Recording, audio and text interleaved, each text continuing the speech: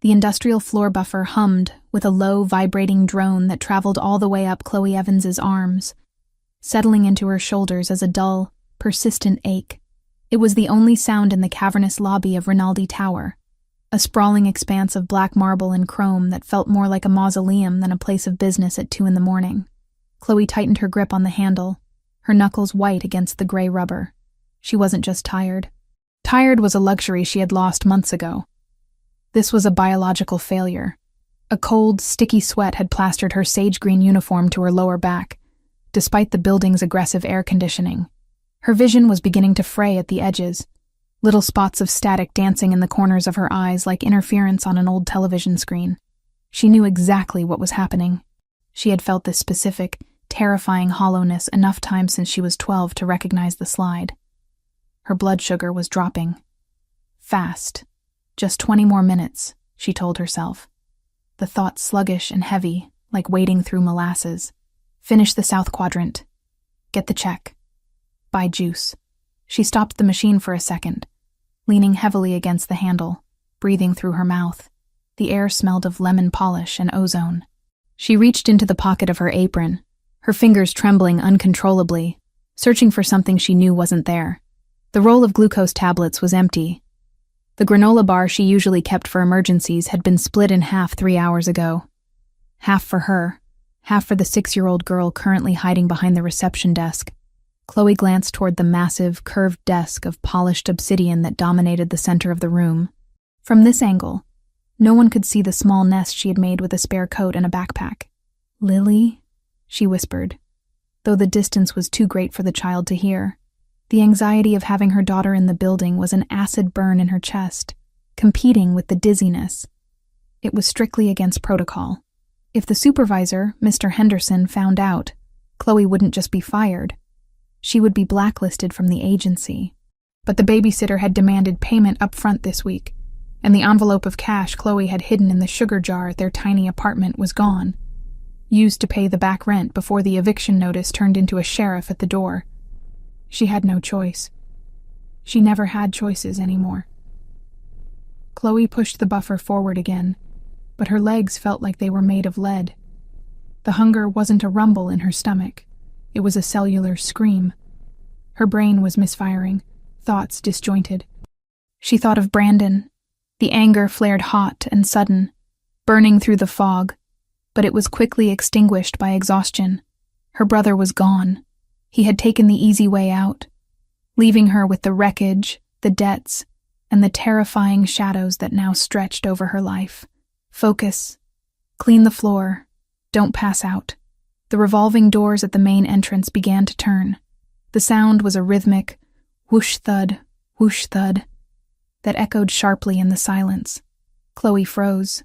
The security guard at the front desk, a kindly older man named Jerry, who usually turned a blind eye to Lily's presence, straightened up so fast his chair squeaked. At the center of the phalanx was Silvio Rinaldi. Chloe had never seen him this close. She had seen him from a distance, stepping out of limousines or walking swiftly to the private elevator bank, always surrounded by a wall of bodies. He was the owner of the building, the owner of the city blocks surrounding it, and, if the whispers in the break room were true, the owner of half the politicians in the state. Chloe shrank back, trying to make herself as small as the floor buffer would allow. She kept her head down, staring at the reflection of the overhead recessed lighting on the black stone. She prayed he would just walk to the elevators, but he stopped. Silvio paused in the center of the lobby, his head tilting slightly. The men around him, Marco, she remembered hearing one called, and another named Franco, stopped instantly, their eyes scanning the perimeter like programmed turrets. "The floor is wet," Silvio said.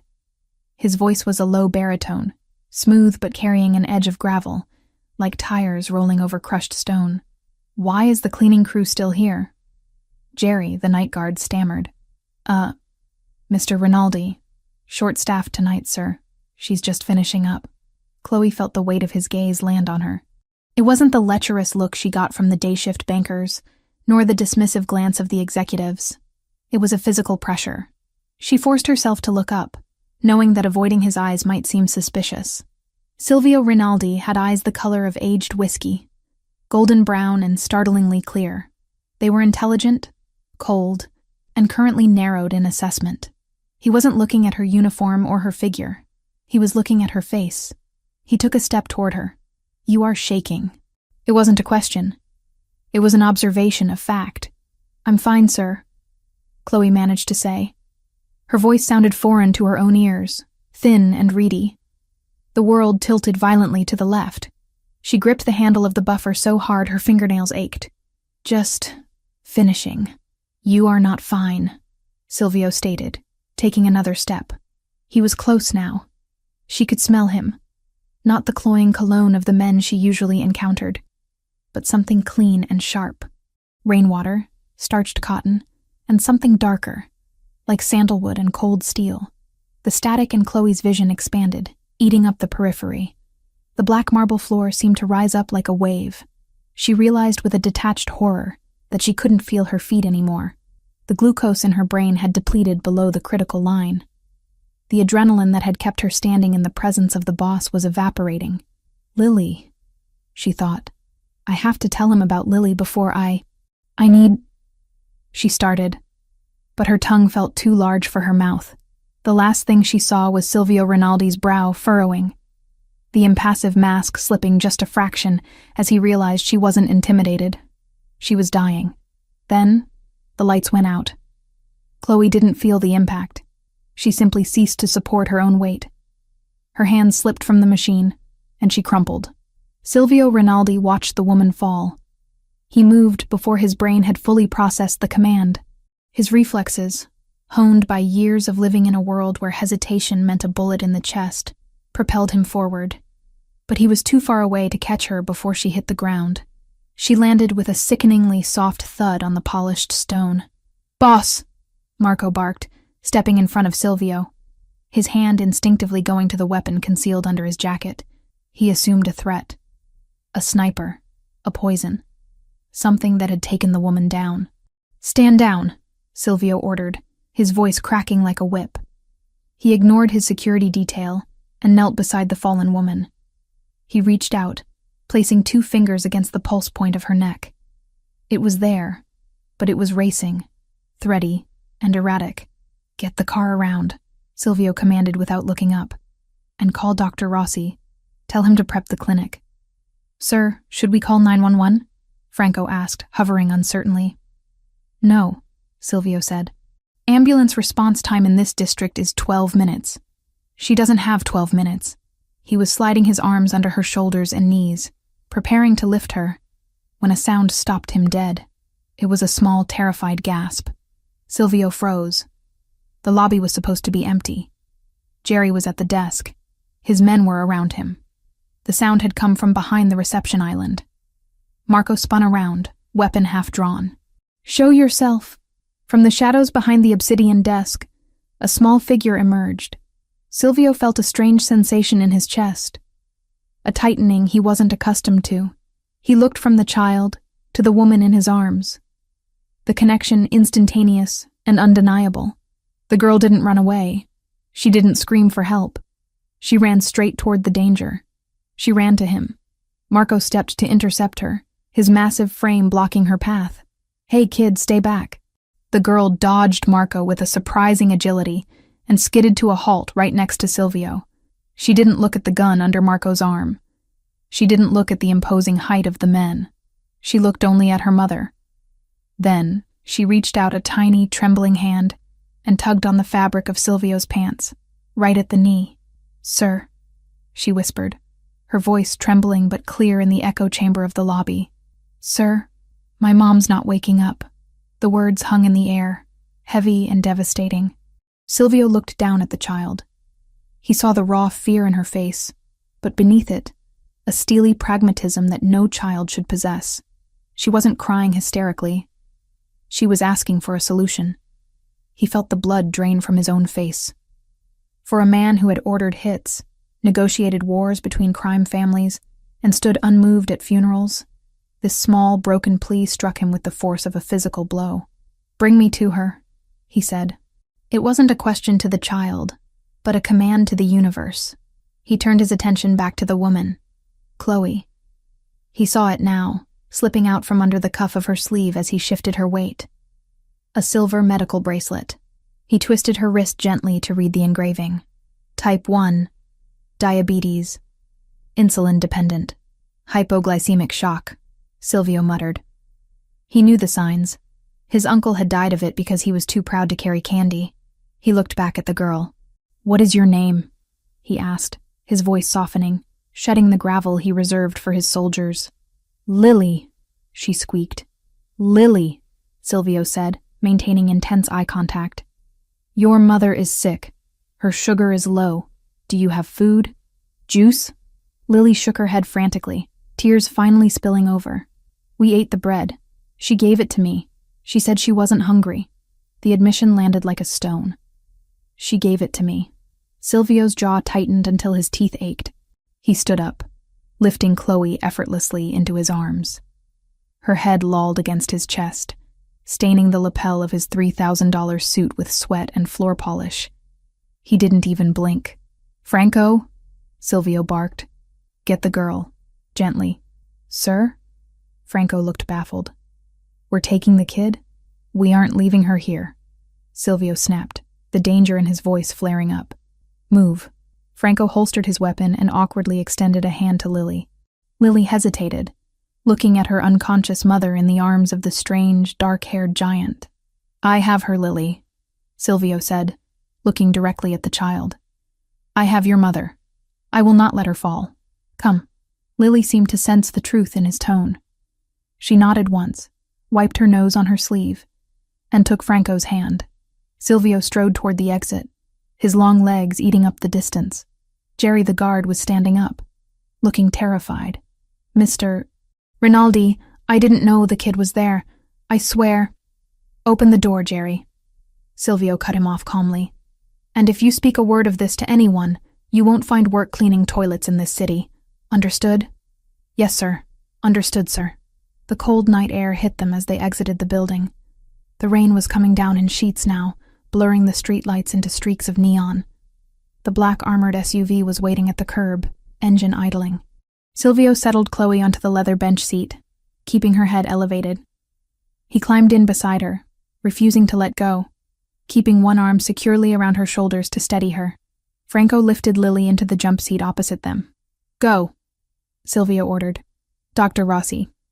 Tell him I'm bringing a diabetic coma case. I want glucose IVs ready the second we walk in the door." As the car peeled away from the curb, merging into the wet traffic, Silvio looked down at the woman. In the intermittent flashes of passing streetlights, her face was ghost pale. He could feel the cold radiating off her skin. Across the cabin, Lily was watching him with wide, unblinking eyes. She was shivering. Silvio reached for the control panel on the armrest and cranked the heat up to maximum. Then, without a word, he shrugged out of his suit jacket, a difficult maneuver while holding an unconscious woman, and tossed the heavy, expensive wool across the aisle. "Put that on," he told the girl. Lily hesitated, then pulled the jacket over her shoulders. It swallowed her whole, the sleeves hanging down past her hands. She pulled it tight, burying her nose in the lapel that smelled of him. "Is she going to die?" Lily asked. Her voice was small, barely audible over the hum of the tires on wet pavement. Silvio looked at the woman. He felt the faint, frantic flutter of her heart against his ribs. He thought of the file his team would inevitably compile on her by morning. The debts, the brother, the struggle that had led her to pass out on a marble floor at 2 a.m. He looked back at the girl. "No," Silvio said. "Not tonight." He tightened his grip on Chloe Evans. He didn't know who she was, not really. He didn't know why she mattered. But as the car sped through the dark arteries of the city, carrying them toward his private sanctuary, Silvio Rinaldi knew one thing with absolute certainty. He had just picked up a problem he wasn't going to put down. The SUV turned a sharp corner, and Chloe's head shifted, resting more securely in the crook of his neck. Her breathing was shallow, hitched with small sounds of distress even in her sleep.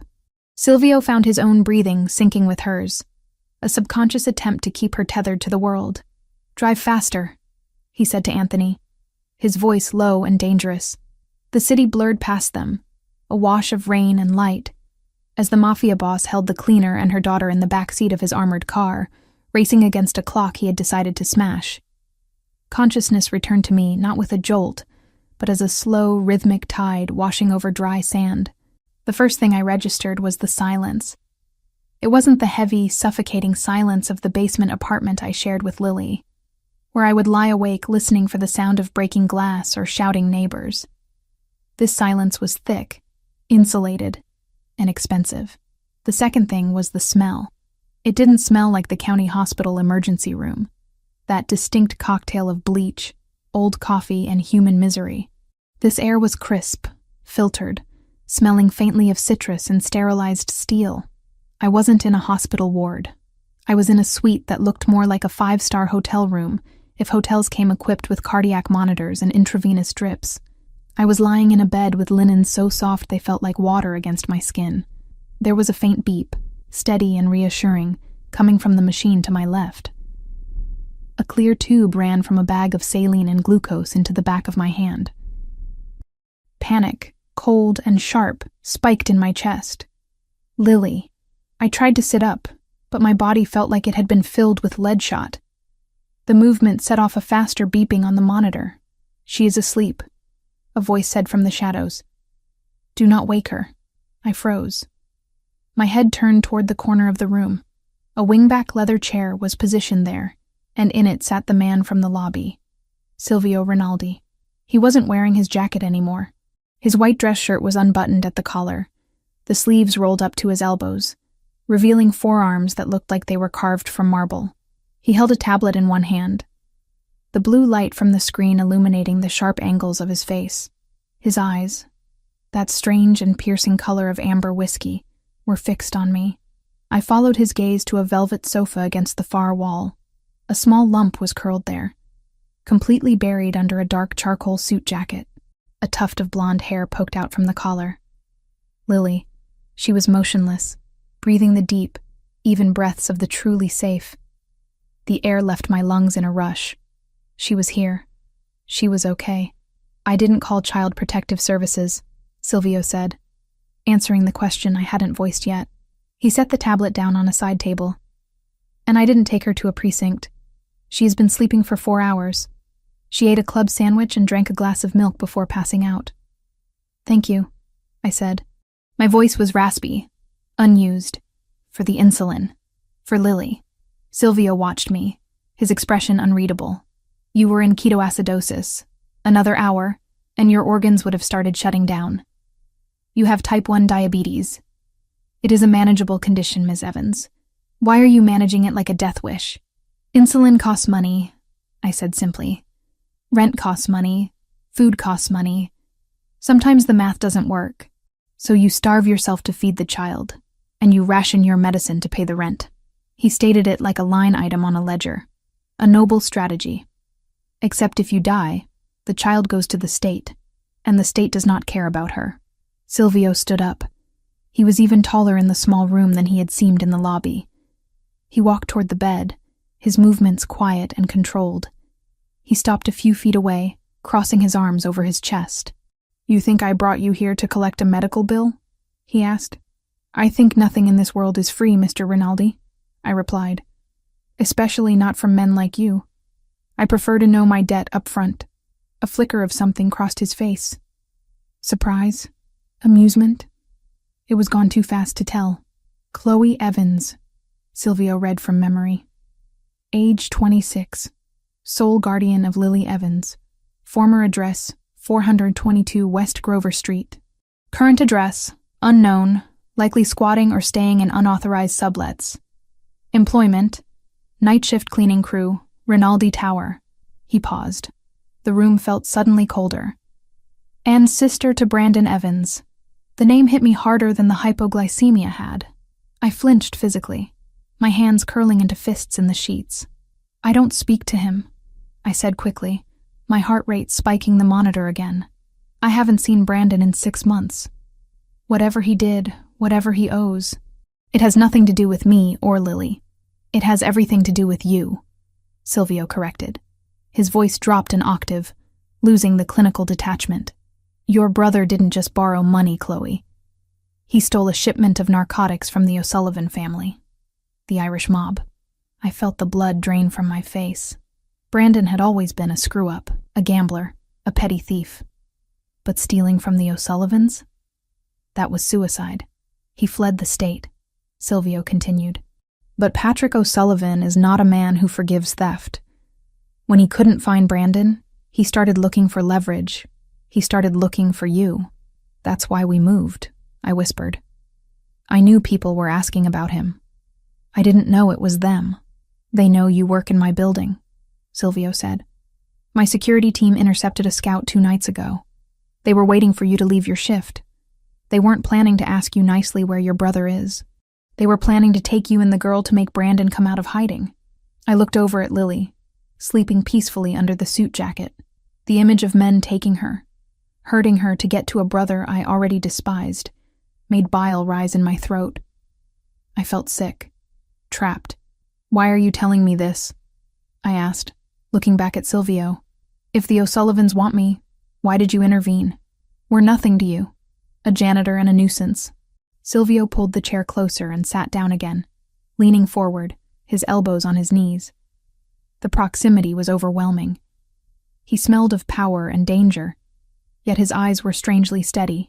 Because the O'Sullivans burned down your old apartment building last night, he revealed. I gasped. What? He paused, letting the reality sink in. I was homeless. I was broke. I was being hunted by a crime syndicate because of my idiot brother. And I was currently lying in the private clinic of the city's most dangerous rival boss. You have 2 options, Silvio said. Option 1, I discharge you. You take the girl, and you run. Maybe you make it to a shelter. Maybe you get a bus ticket. But Patrick O'Sullivan has reach. If he finds you, and he will, you will not survive.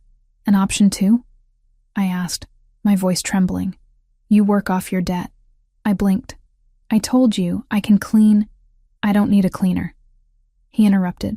I have an army of cleaners. I need a housekeeper. For my private residence. I stared at him. Your house? My penthouse, he clarified. It is a fortress. Secure access only. My previous staff quit. They find the environment stressful. They worry about the risks of my profession. They ask too many questions, or they see things they shouldn't and panic. He looked at me with a calculating intensity. He gestured to the room. The position comes with full room and board in the staff quarters of the penthouse. It includes a salary. It includes medical supplies for your condition. He pointed to Lily. And it includes 24-hour protection for the child. It sounded too good to be true. It sounded like a trap. A live-in maid for a mafia boss, I said, testing the words. In the middle of a war with the Irish. I am not asking you to fight the war, Silvio said calmly. I am asking you to iron my shirts and ensure there is food in the refrigerator. And in exchange, I ensure no one touches a hair on your daughter's head. I looked at Lily again. Then I looked at the IV in my arm. I thought about the cold streets, the fear of every shadow, the constant hunger. Then I looked at Silvio Rinaldi. I have conditions, I said. Silvio raised an eyebrow. You are in no position to negotiate, Ms. Evans. Agreed, Silvio said immediately. Silvio's lips quirked up in the ghost of a smile. It transformed his face, making him look younger, less severe. I do not sleep with the staff, Chloe. It's messy. You are safe from me. And third, I said, I need an advance. For clothes. For her. We have nothing. Done, he said. Your brother's debt is not yours, but your safety is now my responsibility. If you agree. I closed my eyes for a moment. I was selling my freedom, perhaps my soul, to a criminal. But the alternative was a shallow grave for me and an orphanage for Lily. I opened my eyes. When do I start? Silvio stood up and buttoned his cuffs. The shift in his demeanor was instant. The negotiation was over. The boss was back. Now, he said. Dr. Rossi will clear you in an hour. My driver will take you to pick up whatever meager belongings you have left at your current squat. Then you come to the penthouse. He walked over to the sofa and looked down at Lily. For a second, his expression softened again. That strange, unreadable look returning. He reached down and adjusted the jacket where it had slipped off her shoulder. "She needs a winter coat," he murmured, almost to himself. "That jacket is too thin." He turned back to me at the door. "Welcome to the family, Chloe. Try not to die on my floor again. It ruins the marble." With that, he walked out, leaving me in the silence of the expensive room. But as I watched Lily sleep, safe and warm, her cheeks pink instead of pale, I knew I had made the only choice that mattered. I wasn't the prey anymore. I was the keeper of the lair, and if Silvio Rinaldi thought I was just going to be a silent ghost in his house, he was about to learn that survivors made the loudest noise of all. 2 hours later, the reality of the situation set in. The discharge process had been a blur of efficiency. Dr. Rossi, a short, balding man with kind eyes and nervous hands, had given me a prescription for 3 months' worth of insulin and a lecture on stress management that I barely heard. Anthony, the driver, was waiting. He was a mountain of a man with a broken nose and ears that looked like cauliflower, but he held the car door open for me with a surprising gentleness. "Boss says we go to your place first," Anthony grunted as he merged onto the highway. I made Anthony wait in the car. I didn't want him to see it. I didn't want the judgment. "Mommy, are we moving again?" Lily asked as we climbed the graffiti-stained stairs. She was clutching her doll, Mr. Bear, who was missing an eye. "Yes, baby," I said, unlocking the 3 deadbolts on our door. "But this time is different. This time it's somewhere nice." "Is the tall man going to be there?" she asked. "I like him," Lily decided, picking up a coloring book. "He smells good." And he gave me his coat. "He's a dangerous man, Lily," I warned her, kneeling down to zip up her parka. "We have to be very good. We have to be quiet and polite. We can't run in the halls, okay?" "Okay," she chirped, unbothered. Children were resilient. They accepted the unacceptable because they had no context for normal. We left the apartment 10 minutes later. I left the key under the mat. I didn't leave a note. There was no one to say goodbye to. The drive to the city center was silent. As we approached Rinaldi Tower, I craned my neck to look up. It pierced the sky, a monolith of glass and steel. I had spent 6 months cleaning its lobby, looking at the floor. Now I was going to the top. The private elevator was a revelation. It didn't have buttons. It required a key card and a fingerprint scan, which Anthony provided. The ascent was so smooth I barely felt it, but my ears popped as we passed the 50th floor. When the doors opened, I stepped into a world I didn't know existed. "Understood," I said. Anthony nodded and left, the elevator swallowing him back up. I stood there with a garbage bag of clothes in one hand and Lily's hand in the other. "Wow," Lily breathed. She dropped my hand and ran toward the window. "Mommy, look, the cars look like ants." "Lily, be careful," I hissed, rushing after her. "Let her look," a voice said. I spun around. Silvio was standing on the balcony above the living area, leaning against the glass railing. He had changed into a black sweater and jeans, looking less like a CEO and more like something darker, more casual, but equally lethal. "The glass is bulletproof," he said, descending the floating staircase. "And shatter-resistant. She cannot break it." He reached the bottom of the stairs and walked toward us. The sheer size of the space made him seem even more imposing. He stopped a few feet away, his gaze sweeping over my garbage bag luggage. He didn't sneer, but his jaw tightened. "I will have a stylist come tomorrow," he said, "to get you appropriate uniforms and clothes for the child." "I have clothes," I said defensively. "You have rags," he corrected, not unkindly. "My staff represents me. You cannot answer my door looking like a refugee."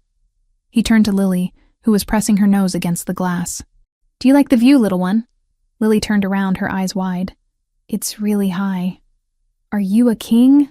I choked on a gasp. "Lily." Silvio laughed. It was a low, rusty sound, like he hadn't used it in a long time. "No, I am not a king, I am a landlord. It is much less romantic." He looked at me. "Your quarters are prepared. The kitchen is fully stocked. I eat dinner at 8:00 p.m.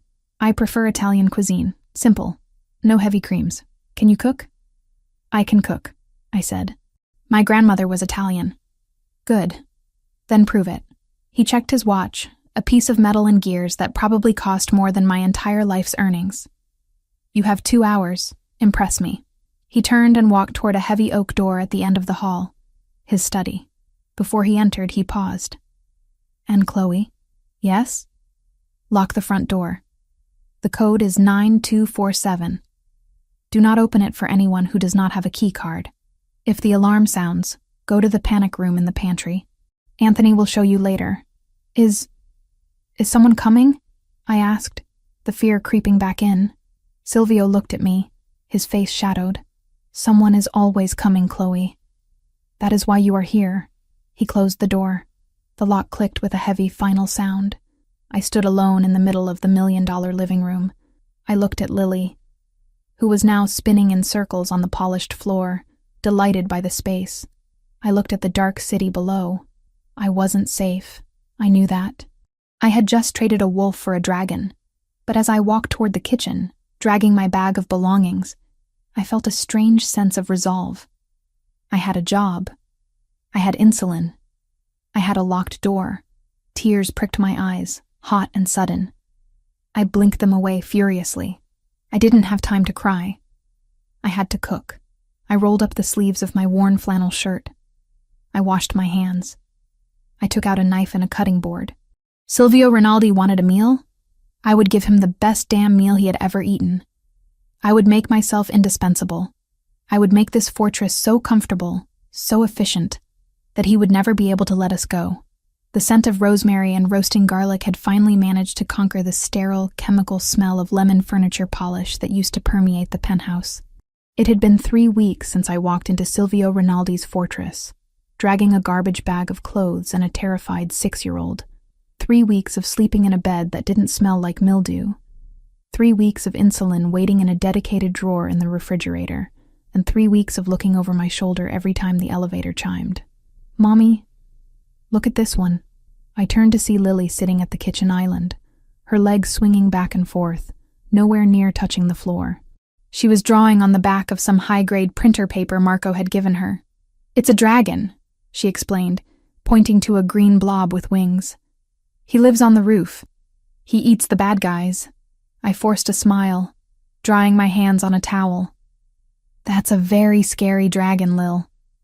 Make sure he stays on the paper, okay? He's not scary," she corrected me, her tone matter of fact. "He just protects the castle." The digital clock on the oven read 6:45 p.m. Silvio was early. Usually the master of the house didn't return until well past 8, sometimes 9. I would leave a plate covered in the warming drawer and retreat to my quarters. But lately, the elevator had been chiming earlier and earlier. I smoothed the front of my tunic and checked the roast in the oven. It was a braised beef with carrots and potatoes. Simple, hearty, and exactly what he had asked for. No foams, no tiny portions, just food. Marco followed him in, looking equally grim, whispering something into his earpiece before taking up his position by the door. "Good evening, Mr. Rinaldi," I said, keeping my voice neutral. Silvio stopped in the middle of the living room, taking a deep breath. His whiskey-colored eyes found me instantly. They weren't angry, just heavy. "It smells like a home in here," he said, his voice rough. "I keep expecting it to smell like bleach." "Bleach gives me a headache," I replied, moving to set the table. "Dinner will be ready in 10 minutes. Do you want a drink?" "Water," he said, walking toward the kitchen island. He stopped next to Lily, who froze for a second before beaming up at him. "Hi, Mr. Silvio," she chirped. "Hello, Piccolina," he replied. He looked at her drawing. "Is that me?" Lily giggled. "No, that's a dragon. You don't have wings." "True," Silvio murmured, leaning against the counter. He looked at me, watching as I pulled the heavy Dutch oven out of the stove. "You look tired, Chloe. Is the workload too much? I can hire a secondary for the laundry." "I'm fine," I said quickly. "The workload is manageable. I'm just keeping busy." I wasn't tired from cleaning. I was tired from vigilance.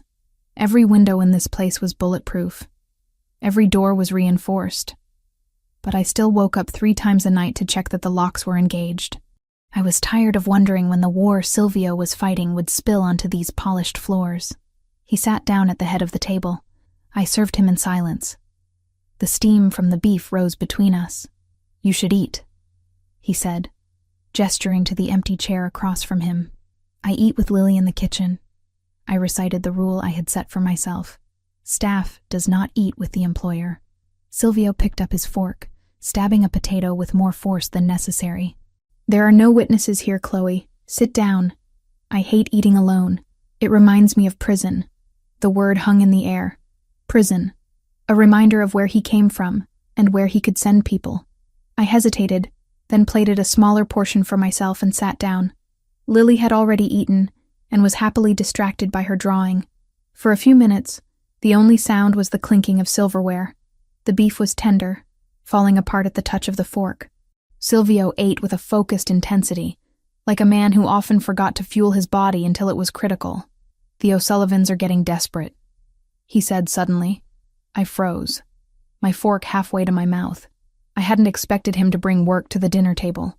"Marco found a tracker on one of the delivery trucks this morning," Silvio continued, his tone conversational, as if discussing the weather. "They are trying to map our supply routes. They are trying to find weaknesses." I set my fork down. My appetite vanished. "Does that mean they know we're here?" "They suspect," Silvio said. He looked at me, his gaze piercing. "They know I have a new housekeeper. They don't know it's Brandon's sister. Yet, my brother," I said, the word tasting like ash, "is a liability I thought I left behind. Blood is sticky, Chloe. It doesn't wash off." He took a sip of water. "But you are safe here. The building is a fortress." "Fortresses can be breached," I pointed out, "especially if there's a Trojan horse." Silvio stopped eating. He leaned back in his chair, studying me. "Are you calling yourself a Trojan horse?" "I'm calling myself a target," I said, "and targets get hit. I just want to make sure Lily isn't in the splash zone." "She isn't," he said firmly. "I have doubled the perimeter guard. Marco sleeps in the unit across the hall. No one gets in without my permission." He stood up, signaling the end of the conversation. "The food was excellent. Thank you." He walked toward his study, the tension radiating off his shoulders in waves. I watched him go, feeling a mix of gratitude and terror. He was protecting us, yes, but he was also the reason we needed protection. Later that night, after I had tucked Lily into bed and read her 3 chapters of a story about a brave mouse, I went out to the living room to collect the water glasses. The penthouse was dim, lit only by the city lights below and the soft glow of the hallway sconces. I heard low voices near the elevator vestibule. Security feed loops were tampered with on the service level. Marco's voice was a low rumble. Just for 30 seconds, but it was enough for someone to slip a package in. "Did we find it?" Silvio's voice was colder than ice. "Yes. It was a dead rat wrapped in an Irish flag, left in the mailroom sort facility. It's a warning, boss. They are getting close to the building's internal systems." "Find the leak," Silvio ordered. "Someone on the inside took a bribe. Find them, and make an example of them. I don't care if it's the head of security or the janitor.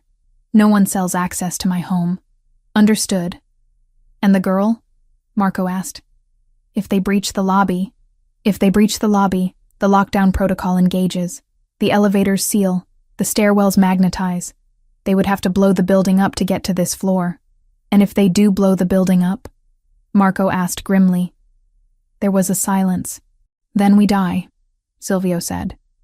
"But they die with us." I backed away silently, my heart hammering against my ribs. A dead rat. Tampered cameras. The war wasn't just out there, it was clawing at the doors. I didn't go to my room. I went to the kitchen, grabbed a glass of water, and then walked straight to where Marco was standing guard by the front door after Silvio had retreated to his study. Marco looked at me surprised. He was a giant of a man, with a face that looked like it had been chiseled out of granite and then dropped a few times. He usually ignored me. "Ms. Evans," he nodded. "You should be asleep. I need you to teach me," I said. Marco blinked. "Teach you what? How to polish silver? I think you have that covered." "I need you to teach me the lockdown codes," I said, keeping my voice steady despite the trembling in my hands. "I need to know how to seal the panic room. I need to know how to override the elevator if the system is hacked. And I need to know where the backup generator panel is. Marco's expression shifted from dismissal to suspicion. He crossed his massive arms. Those are security protocols, Ms. Evans. Only Mr. Rinaldi and the senior guard staff have that clearance. Why are you asking? You're a housekeeper. Marco scoffed. Your job is to keep the dust off the furniture. Marco's eyes narrowed. You were listening. I have ears, I said. Are you going to teach me? Or do I have to figure it out by trial and error when the Irish kick down the door? He's not going to teach you. The voice came from behind me. I spun around. Silvio was standing in the doorway of his study, holding a tumbler of amber liquid. He had heard everything. I straightened my spine. I didn't apologize. I didn't look down. Then you teach me. Silvio studied me for a long, agonizing moment. He took a slow sip of his drink, his eyes scanning my face for any sign of deception. He was looking for the traitor, the leak. But all he found was a desperate mother. Marco, Silvio said quietly, go to the security station. Run a diagnostic on the perimeter sensors. Boss, you want me to leave you alone with her? Marco asked, eyeing me warily. She weighs 120 pounds and is armed with a dish towel, Silvio said dryly. I think I'll survive. Go. Marco nodded once, shot me a warning glare, and disappeared into the elevator. Silvio walked toward me. He didn't stop at a polite distance. He kept coming until he was standing right in front of me, close enough that I could feel the heat radiating from his body. You want to know how to lock us in, he said. I want to know how to keep them out, I corrected. Come with me. He turned and walked back into his study. I hesitated for a fraction of a second, then followed. Silvio walked to a mahogany desk and opened a drawer. He pulled out 2 items, a sleek black smartphone and a heavy, matte gray keycard. I took the phone. It felt cold and heavy. This card, he continued, holding up the gray plastic, is a level 2 clearance key. It will open the panic room in the pantry. It will also lock down the residential elevator manually. If you swipe this across the reader inside the car, the elevator freezes between floors. No one gets up. No one gets down. I took the card. Thank you. I'm not done, he said. He reached into the drawer again. This time, when his hand came out, it was holding a gun. It was a compact semi-automatic, black and deadly looking. My breath hitched in my throat. I had never touched a gun in my life. I hated them. They were the reason the neighborhood I grew up in was a cemetery. Silvio ejected the magazine with a fluid motion, checked the chamber to ensure it was empty, and then placed it on the desk between us. Pick it up, he ordered. I stared at the weapon. I don't like guns. The men coming for your brother don't care what you like, Silvio said, his voice hard. They will have guns, big ones. And if Marco is down, and I am down, and they are coming through that door for Lily, are you going to throw a vase at them? The image was visceral. Lily, cornered. Me, helpless. I reached out and picked up the gun. It was heavier than it looked. Cold steel.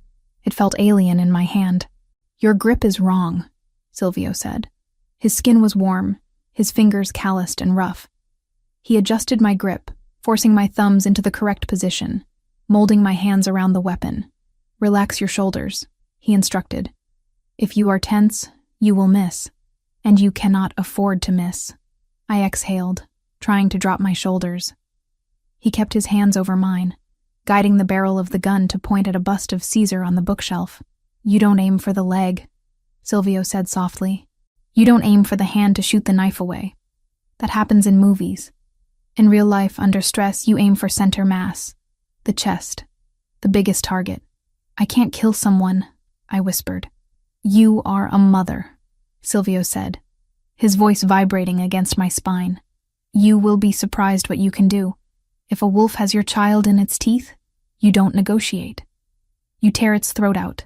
He removed his hand slowly, leaving my skin tingling where he had touched me. The absence of his warmth was sudden and jarring. Keep the gun, he said, stepping back.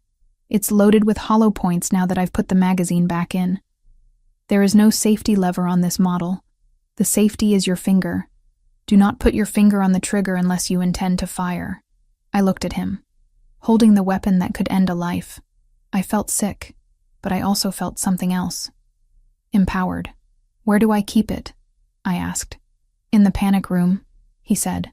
On the top shelf, where Lily cannot reach. If you are in there, it means the worst has happened. And if the door starts to open, and it isn't me or Marco, I aim for center mass. I finished for him. Silvio nodded. His eyes held a flicker of respect that hadn't been there before. He wasn't looking at me like a servant anymore. He was looking at me like a soldier he had just conscripted.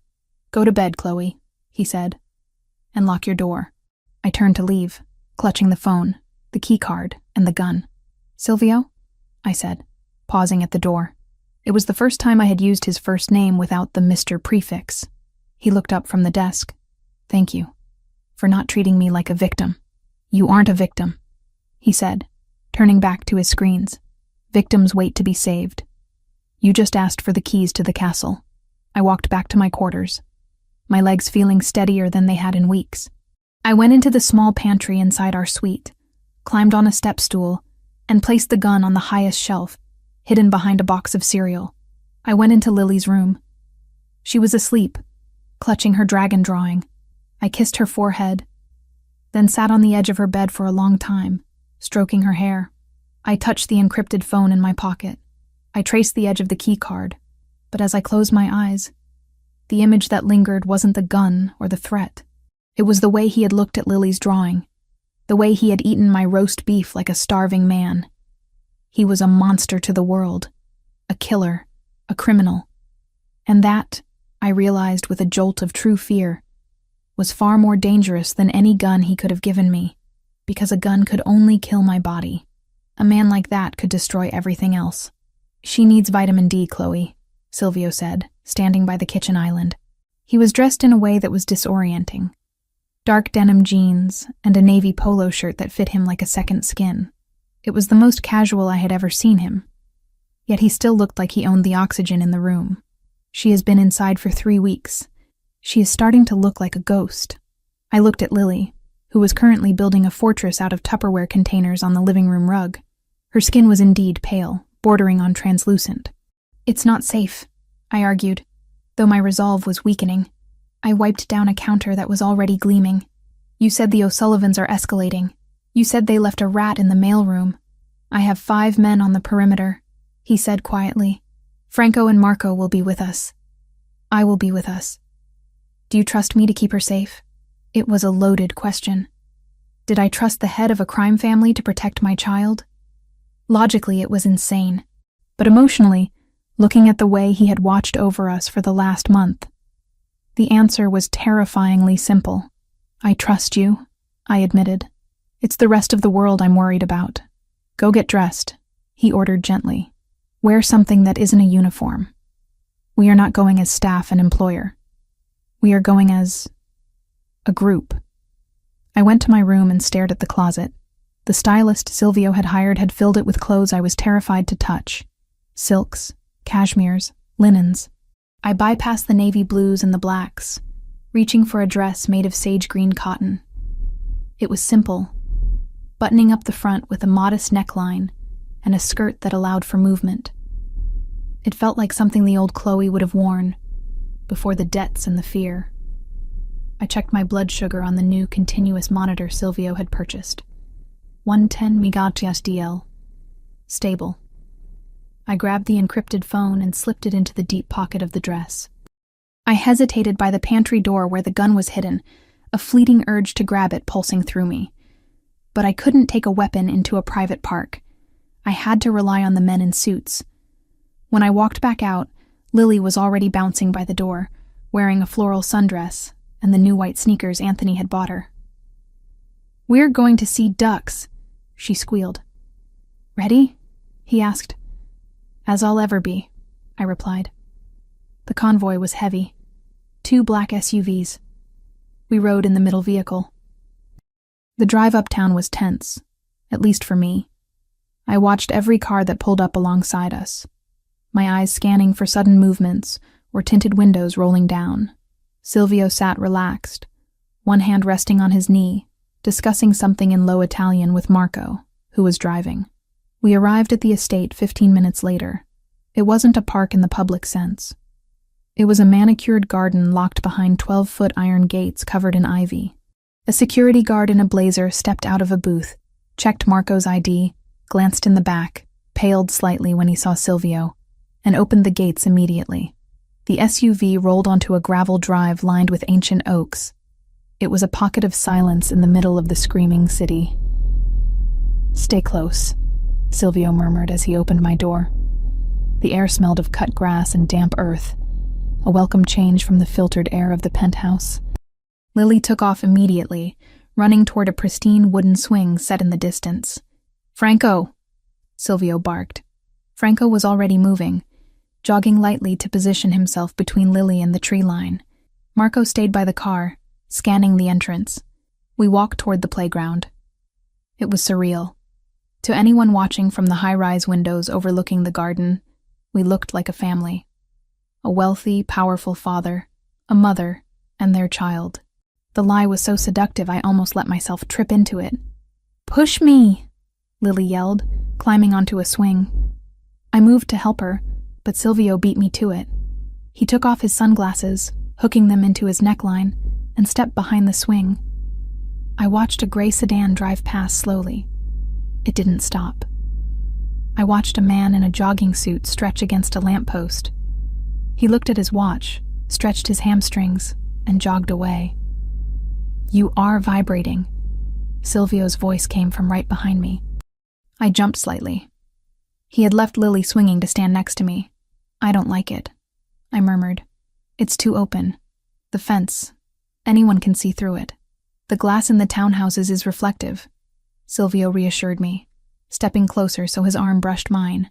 "And the street is monitored by NYPD cameras. The O'Sullivans are bold, Chloe, but they aren't stupid. They won't try a hit in broad daylight in this zip code. The police response time here is under 2 minutes. My brother stole from them," I reminded him. "Desperation makes people stupid. Lily is happy," he said, nodding toward the swings where Franco was now awkwardly pushing her. "Look at her. She needs this." I looked. She was throwing her head back, laughing at the sky. He was right. She was a child, and I had been forcing her to live like a fugitive. "Okay," I exhaled. "Okay." I tried to force my shoulders down. I sat on the bench, smoothing the green skirt over my knees. Silvio sat next to me, close enough that I could feel the heat of his thigh. "Tell me about the dress," he said, clearly trying to distract me. "It was in the closet," I said. "I didn't choose it." "It suits you," he said, his voice low. "Green is better than that gray uniform. It brings out your eyes." "Silvio," I started, a warning in my tone. "I know," he said, leaning back. "I am the boss. You are the staff. Lines must be drawn. Lines keep us alive," I said. "Lines also keep us lonely," he countered. I looked away, flushing. I turned my gaze back to the street, seeking a distraction from the tension radiating between us. That was when I saw him. But he wasn't looking at the lamp. He was looking through the gap in the ivy, directly at the swings. "Silvio," I said, my voice barely a whisper. "What is it?" He sensed the shift in my demeanor instantly. His hand went to his waist, where I knew a gun was tucked into the waistband of his jeans. "That man," I said, not pointing. "Orange vest. Across the street." Silvio followed my gaze, his body going rigid. "The city worker? He's checking the grid." Silvio didn't dismiss me. He didn't ask if I was sure. He trusted my paranoia. "Marco," he said into his collar mic, his voice ice cold. "Orange vest, 3 o'clock. Assess." He didn't pull out a wrench. He pulled out something long, black, and metal. A submachine gun. "Gun!" I screamed, the sound tearing out of my throat before I even made the decision to yell. I didn't wait for Silvio. I didn't wait for permission. I launched myself off the bench, sprinting toward the swings. "Lily!" The world slowed down. I saw the man across the street raise the weapon. I saw the muzzle flash before I heard the sound. A terrifying zip, zip, zip as bullets chewed through the ivy and pinged off the iron bars of the fence. Franco was already moving, diving to cover Lily with his massive body. "Get down!" Silvio roared behind me, his own weapon drawn. I didn't get down. I ran. I had to get to her. The distance between the bench and the swings felt like miles. Dirt kicked up around my feet as bullets struck the ground, little geysers of gravel exploding into the air. "Mommy!"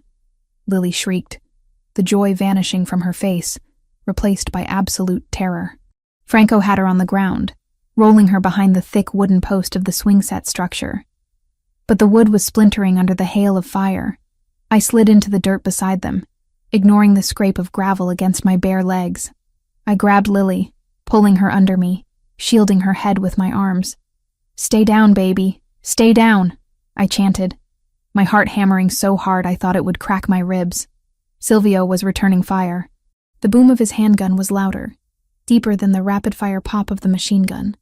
He was standing in the open, using the marble fountain as partial cover, drawing the shooter's attention away from us. "Marco, get the car," Silvio shouted, firing 2 controlled shots. From the street, there was a shout. Then silence. "Target down." Marco's voice crackled over the earpiece I could hear from Franco's ear. "Target neutralized. Second vehicle approaching from the east. We need to move." "Chloe, move," Silvio commanded. He was at my side in an instant, grabbing my arm and hauling me up. I scooped Lily into my arms. She was dead weight, sobbing into my neck. Adrenaline gave me strength I didn't know I possessed. We ran for the SUV. The gravel crunched under our feet. Another burst of gunfire erupted from the street, the second car Marco had warned about. A window in the townhouse next to us shattered. "Inside! Go!" Silvio shoved me toward the open door of the armored car. I threw myself into the back seat, clutching Lily. Silvio dove in right behind me, landing half on top of me as Marco slammed the accelerator. The heavy door was still swinging shut as the car peeled out, gravel spraying like buckshot. "Is she hit?" Silvio demanded, scrambling off me and pulling Lily from my arms to inspect her. His hands were shaking. I had never seen his hands shake. "I'm okay," Lily sobbed, clinging to his shirt. "I want to go home. Check her properly," Silvio snapped at me, his eyes wild. "Check for blood." I ran my hands over Lily's body, checking every inch. No blood, no tears in her dress, just dirt on her knees and terror in her eyes.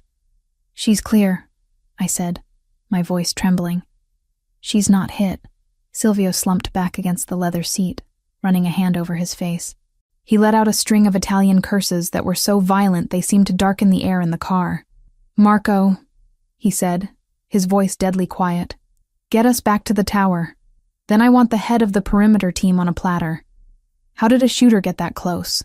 "He was dressed as City Works boss," Marco said from the front, his knuckles white on the steering wheel. "He had a permit on the dashboard. It was a good cover." "It was a lazy cover," Silvio roared, slamming his fist against the leather armrest. "If Chloe hadn't seen him—" He didn't finish the sentence. The implication hung heavy in the air. If I hadn't noticed the boots, if I hadn't noticed the clipboard, Lily would be dead. We spent the rest of the drive in silence. Lily eventually cried herself into a hiccuping stupor against my chest. I stared out the window, watching the city blur by. The adrenaline was fading, leaving behind a cold, nauseating wash of reality. They had found us. The O'Sullivans weren't just looking, they were hunting, and they didn't care about collateral damage. When the car finally pulled into the underground loading dock of Rinaldi Tower, the gates crashing down behind us, the tension didn't break. It solidified. Silvio didn't wait for Anthony to open the door. He kicked it open and stormed out. He didn't offer to carry Lily. He didn't look at me.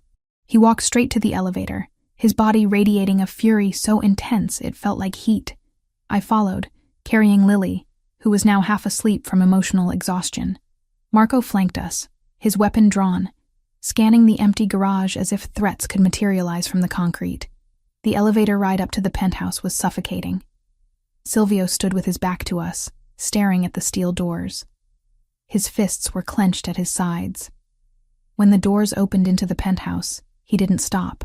He walked straight to the liquor cabinet, poured a glass of whiskey, and downed it in one swallow. Then he threw the glass into the fireplace.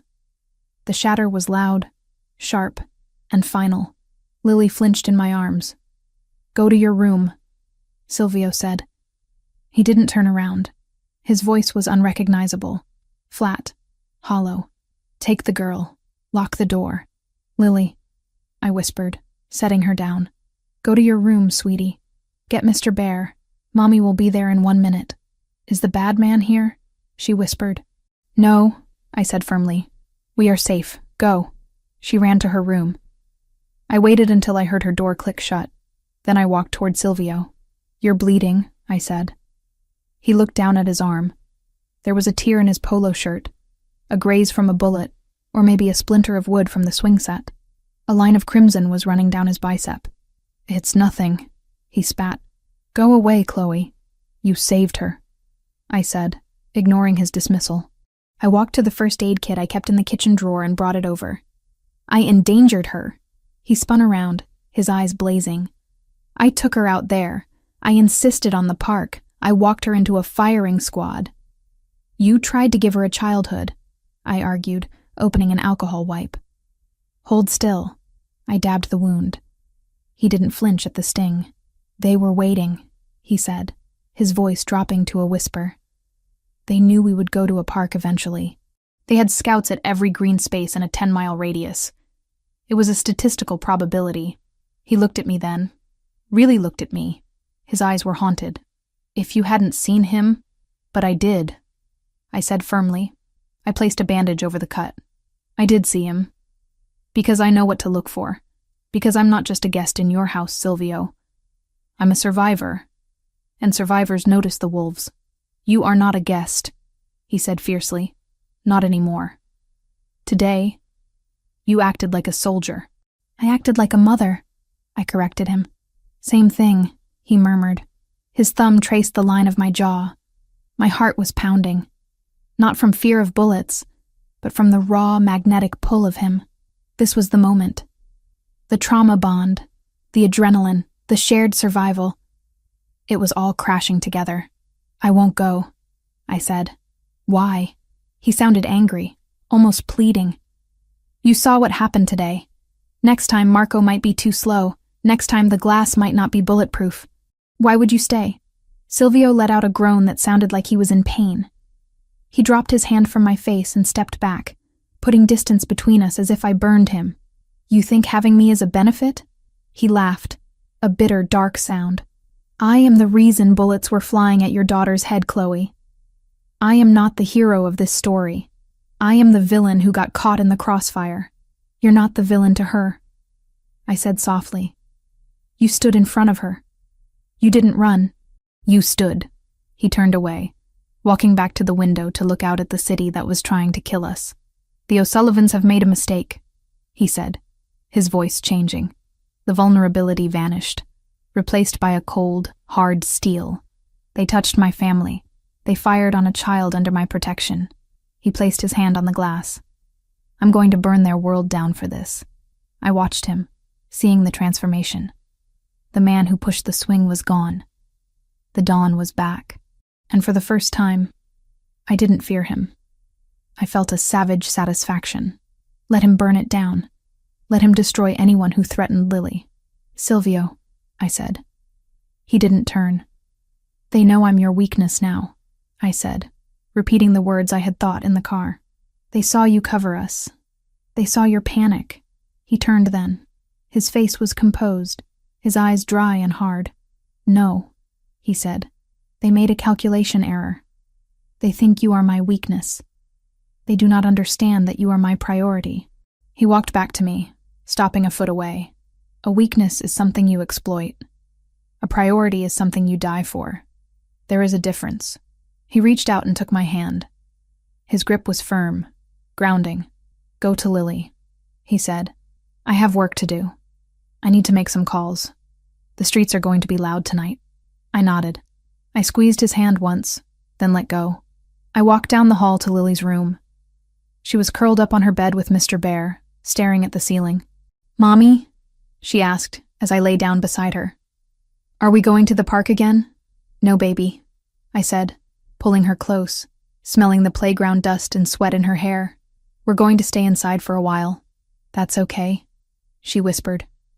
I like the dragon better anyway. I closed my eyes, listening to the muffled sound of Silvio's voice in the other room, barking orders into the phone. The dragon was awake, and he was breathing fire. I should have been terrified. I should have been packing my bags, but as sleep finally dragged me under, I felt safer than I had in my entire life, because the monster was on our side, and he had just declared war for us. I stood before the full-length mirror in the master bedroom, my hands trembling slightly as I smoothed the material over my hips. The back was entirely open, plunging dangerously low, exposing skin that had rarely seen the sun until the park visit 2 days ago. "Stop fidgeting," a voice commanded from the doorway. "You look like you are waiting for the executioner." "I feel like I'm wearing a costume," I admitted, turning to face him. "This isn't me, Silvio. I'm the woman who cleans the stains out of the carpet, not the one who spills the wine." He stopped in front of me, holding a long velvet box. He didn't ask if I wanted it. He didn't ask if I liked it. He snapped the lid open. "Turn around," he murmured. "It's heavy," I whispered. "It is armor," Silvio corrected, his breath warm against my ear. "When we walk into that ballroom, they will look for fear. They will look for the maid. Instead, they will see the diamonds. They will see the dress. And they will see my hand on your waist. They will know that to touch you is to declare war on God himself." "And Lily?" I asked, the anxiety that never truly left me spiking again. "Are you sure she's safe?" Silvio's expression hardened. "Mrs. Rossi is with her in the media room. She is knitting a sweater and watching cartoons. There are 2 armed guards inside the suite, and 2 more in the elevator lobby. The panic room is prepped. The building is sealed. Lily is safer here than the president is in the White House." "Okay," I exhaled, touching the diamonds. "Okay, let's do this." We left the penthouse not as a family going for a stroll, but as a king and his consort entering a battlefield. The elevator ride down to the garage was silent, the air thick with anticipation.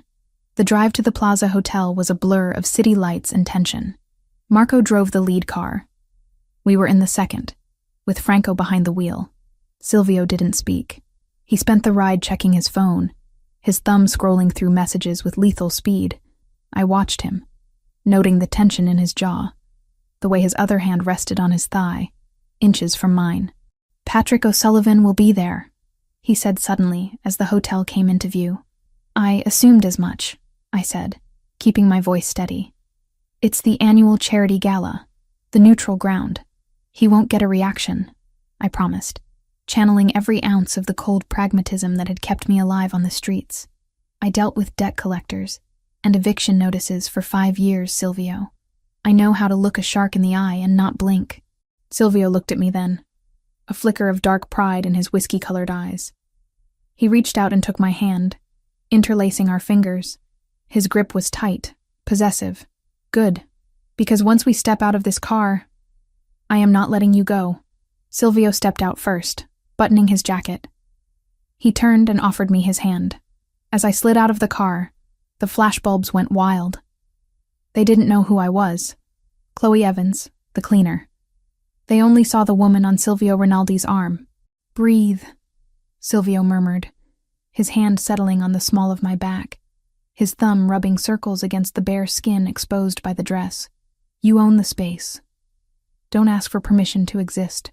We moved through the crowd. Silvio nodded to men I recognized from the newspapers, a senator, a real estate mogul. He introduced me simply as Chloe, offering no surname, no explanation. It drove them mad. I could see the questions burning in the eyes of the wives and mistresses. "Who is she? Where did he find her?" "Silvio!" a voice boomed. "I didn't think you'd make it after the unpleasantness at the park."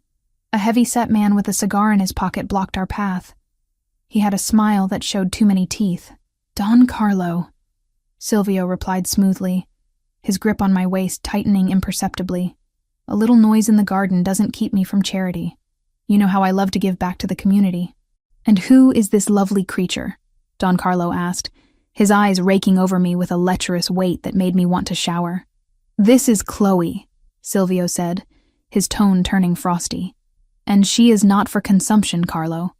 Keep your eyes on your own plate." He steered me away before the man could respond. We moved deeper into the room, toward the bar.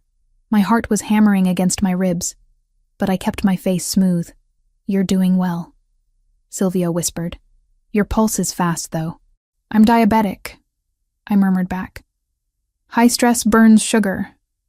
I might need a canapé." Silvio signaled a waiter instantly, taking a small plate of hors d'oeuvres and handing it to me. "Eat. If you faint, I will have to shoot everyone in the room to distract them." I almost smiled. Almost. Patrick O'Sullivan walked in. He spotted us immediately. Of course he did. He had been looking for us. He began to walk toward us, his entourage trailing a few steps behind. The room held its breath. This was the first time the heads of the Rinaldi and O'Sullivan families had been in the same room since the shooting at the park. "Here we go," Silvio breathed. His body became a wall of tension next to mine. "Do not let him touch you." "I won't," I said. Patrick stopped 3 feet away. He held a glass of champagne, looking relaxed, as if he hadn't ordered a hit squad to open fire on a playground 48 hours ago. "Silvio," Patrick said, his voice carrying a lilting Irish brogue that sounded deceptively friendly. "You're looking well, for a man under siege." "Patrick," Silvio replied, his voice flat, "I see you decided to wear white. Brave choice. It shows the bloodstains so clearly." Patrick laughed, a light, airy sound. "Always the dramatist. And this," he turned his cold blue eyes to me, "this must be the famous sister." He took a step closer. I didn't flinch. I didn't step back. I looked him dead in the eye. "Chloe, isn't it?" Patrick asked, tilting his head. "I knew your brother well. Brandon. Slippery fellow. Always looking for a shortcut. I suppose it runs in the family? Skipping from the janitor's closet to the penthouse is quite the leap. The insult was designed to humiliate me, to remind me of my place. The old Chloe, the one who apologized for taking up space, would have looked at the floor. But I wasn't wearing a uniform. I was wearing emerald silk and Rinaldi diamonds. "It's Evans," I said, my voice cool and steady, cutting through the ambient noise. "And as for shortcuts, Mr. O'Sullivan, I prefer to think of it as a promotion based on merit. Something you wouldn't understand, inheriting your position." A ripple of shock went through the listeners nearby. No one spoke to Patrick O'Sullivan like that. Patrick's smile tightened at the edges. Sharp tongue. Brandon was more of a whimperer. He cried quite a bit, you know. Especially when he realized no one was coming for him. "My brother made his choices," I said, keeping my face impassive, though the mention of Brandon crying made my stomach turn. "He is a mistake of the past. My present is untouchable." Patrick's eyes narrowed. He looked at the necklace, then at Silvio's hand on my waist. "Untouchable," Patrick repeated, stepping closer, invading my personal space. "That's a bold word, lass. In this city, everything breaks eventually. Even pretty little things in expensive glass towers." He reached out, as if to brush a stray hair from my shoulder. Silvio moved. It was faster than blinking. One moment Silvio was standing beside me. The next his hand was clamped around Patrick's wrist, stopping it inches from my skin. The force of the grip turned Patrick's knuckles white. "Touch her," Silvio said, his voice dropping to a register that was barely human. A growl of pure, unadulterated violence. "And Ireland burns tonight. I will not leave a brick standing. I will not leave a name in the phone book. I will erase you." The music seemed to stop. The people around us pretended to look away, but every ear was strained to catch the words. Patrick stared at Silvio, his smile finally slipping. He saw the truth in Silvio's eyes. This wasn't a business threat. This was a promise of annihilation. Silvio released his wrist with a shove. Patrick stumbled back half a step, adjusting his cufflink to regain his composure. "You're emotional, Rinaldi," Patrick sneered, rubbing his wrist. "It makes you sloppy. You're letting a skirt dictate your strategy." "My strategy involves keeping my pests under control," Silvio said. "Go away, Patrick, before I forget that this is a charity event." Patrick looked at me one last time. The charm was gone. His eyes were dead, flat shark's eyes. "Nice meeting you, Chloe," he said softy. "I'm sure we'll be speaking soon." Then he did it. He raised his hand to his ear, extending his thumb and pinky finger in the universal gesture for a phone call. He mouthing the words, "Call me." Then he turned and walked away, disappearing into the crowd of black tuxedos. My blood ran cold. The adrenaline that had sustained me during the confrontation drained away, leaving me feeling hollow and sick. "He has him," I whispered. Silvio turned to me, placing both hands on my shoulders, turning me away from the staring crowd to face his chest. "What?" "The gesture," I said, my voice trembling. "The phone. He has Brandon. He knows I have the encrypted phone. He expects me to negotiate." Silvio's face was a mask of granite. "We knew he might have him. This confirms it. But he didn't say it aloud. He is playing games." "He's going to kill him," I said. "If I don't." "If you don't what?" Silvio cut me off, his grip firm. "If you don't trade yourself? If you don't open the door?" He leaned down, forcing me to look at him. "Listen to me. Brandon is the bait. You are the prize. If you take the bait, the trap snaps shut on both of you. And on Lily." The mention of Lily snapped me back to reality. "Lily. If I played Patrick's game, I endangered my daughter." "I know," I said, swallowing the nausea. "I know. We are leaving," Silvio decided. "We made the appearance. We showed the flag. Now we go." "We can't just run," I argued weakly. "It looks like fear. It looks like boredom," Silvio corrected. "We walk out slow. We look like we have better things to do. Come." He tucked my hand into the crook of his arm again. We walked toward the exit. I forced myself to smile at the people we passed, to nod at the senator, to look like the queen of the underworld. But inside, my mind was racing. "Call me." Patrick O'Sullivan wasn't done. The shooting at the park was the opening salvo. The confrontation here was the challenge. The end game was coming. As we stepped out into the cool night air, waiting for the valet to bring the car, I felt the phantom vibration of the phone in my pocket. It wasn't ringing. Not yet, but I knew it would. Silvio helped me into the car. As the door closed, sealing us in the safety of the armored glass, he didn't pull away. He sat close, his thigh pressed against mine. "You did well," he said quietly. "You stood your ground." I felt like I was going to vomit, I admitted, leaning my head back against the seat. "He saw a weakness," I murmured. "No," Silvio said, reaching out to touch my cheek, his thumb grazing my lower lip. "He saw a fortress. He just doesn't know how to breach it yet." The car pulled away from the curb. I looked out the window, watching the city lights streak by. Somewhere in this concrete jungle, my brother was bleeding, and the man who held the knife had just given me his number. I touched the pocket of my green dress. The phone was there. A direct line to hell. And God help me. I knew I was going to answer it. The silence in the penthouse was heavier than the emerald necklace I had just locked away in the safe. It was 3 a.m. The city outside the bulletproof glass was a sprawling grid of amber and neon, breathing its own toxic rhythm, but inside, the air was still and pressurized. I picked it up. The screen was dark, save for a single incoming number. It was blocked, of course. My hands were steady. I noted that with a detached sort of clinical interest. A month ago, a call like this would have had me shaking, hyperventilating on the bathroom floor. But living with Silvio Rinaldi changed your baseline for terror. I had watched a man gunned down at a playground. I had stared down a mob boss in a ballroom. A phone call was just noise. I swiped the screen. "Speak." "Chloe?" "Brandon," I said. My voice was ice. "You're alive." "Barely," he choked out. There was a sound of a heavy impact in the background, flesh hitting something hard, and he whimpered, "God, Chloe, they're going to kill me. You have to help me. Please." "Patrick O'Sullivan gave me this number," I said, ignoring his plea. "He wants me to trade myself for you.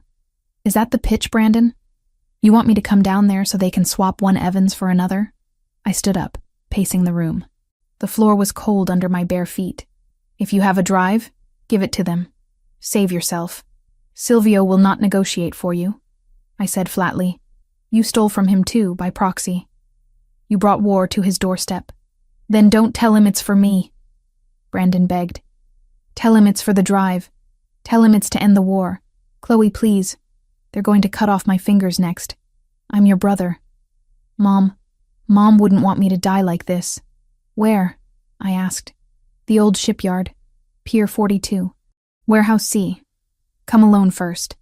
If they see Rinaldi's army, they'll execute me before you get to the door. Just come check the drive. Once you verify it, call him. Please, Chloe. The line went dead.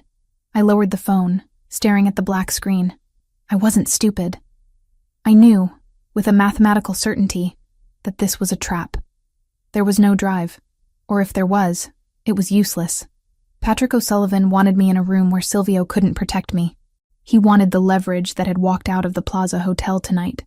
I looked at the door to the hallway. Down that corridor, Silvio was sleeping. Or maybe he was awake, staring at the ceiling, plotting how to keep me and Lily alive. If I woke him up, he would lock me in the panic room. He would send a team to the warehouse. If it was a trap, his men would walk into an ambush. Men like Marco or Franco, men who had pushed my daughter on a swing, would die for a brother I didn't even like. And if I didn't go, Brandon would die. Maybe he deserved it, but Patrick wouldn't stop there. He would keep coming. He would escalate. The next bullet wouldn't hit a swing set. It would hit Lily. I needed to end this. I needed to draw the infection out of the dark so it could be burned away. Patrick wanted me as bait? Fine. I would be the bait. But I would be the kind of bait that choked the shark. I moved quickly. I stripped off the silk slip and pulled on clothes that were made for running, for fighting. Black cargo pants, a thick dark sweater, heavy boots. I pulled my hair back into a tight braid. I went to the closet in the hallway, moving silently past Lily's room. I opened the door just a crack to check on her. She was sound asleep, Mr. Bear tucked under her chin. The sight of her fortified me like a shot of whiskey. I was doing this so she would never have to wake up to the sound of gunfire again. I went to Silvio's study. The door was locked, but I had the code. He had given it to me the night he taught me how to shoot. 10/24, my birthday. I hadn't commented on it at the time, but now, punching the numbers into the keypad, it felt like a heavy, sad promise. Inside the study, I went straight to the desk. I didn't take the gun. A gun in my hands against O'Sullivan's crew was a joke. I needed something else. I opened the bottom drawer where Silvio kept the tech. There, sitting in a foam cradle, was a cluster of small black discs, GPS trackers, the kind they put on shipments of heroin or cash. Active signal, real-time tracking. Then I sat at Silvio's desk and wrote a note. I didn't use the fancy Rinaldi stationery. I used a yellow sticky note. Brandon called. Pier 42, Warehouse C. I know it's a trap. I'm bringing the signal to them. Don't come for me. Come for them. I stuck the note on the center of his desk, right on top of his laptop. Now came the hard part. Getting out. The penthouse was on lockdown. The elevators required a retinal scan or Silvio's personal keycard. But I had watched Marco. I had watched him override the service elevator for deliveries. There was a maintenance panel behind the decorative plant in the vestibule. I slipped out of the study. The apartment was a tomb. I walked to the vestibule. Marco wasn't there. The night shift guard, a man named Enzo, was sitting in the chair, reading a magazine. He was facing the main elevator. I moved toward the kitchen, grabbed a glass, and deliberately dropped it. It shattered on the tile with a sound like a gunshot. Enzo jumped up, hand on his weapon, and ran toward the kitchen.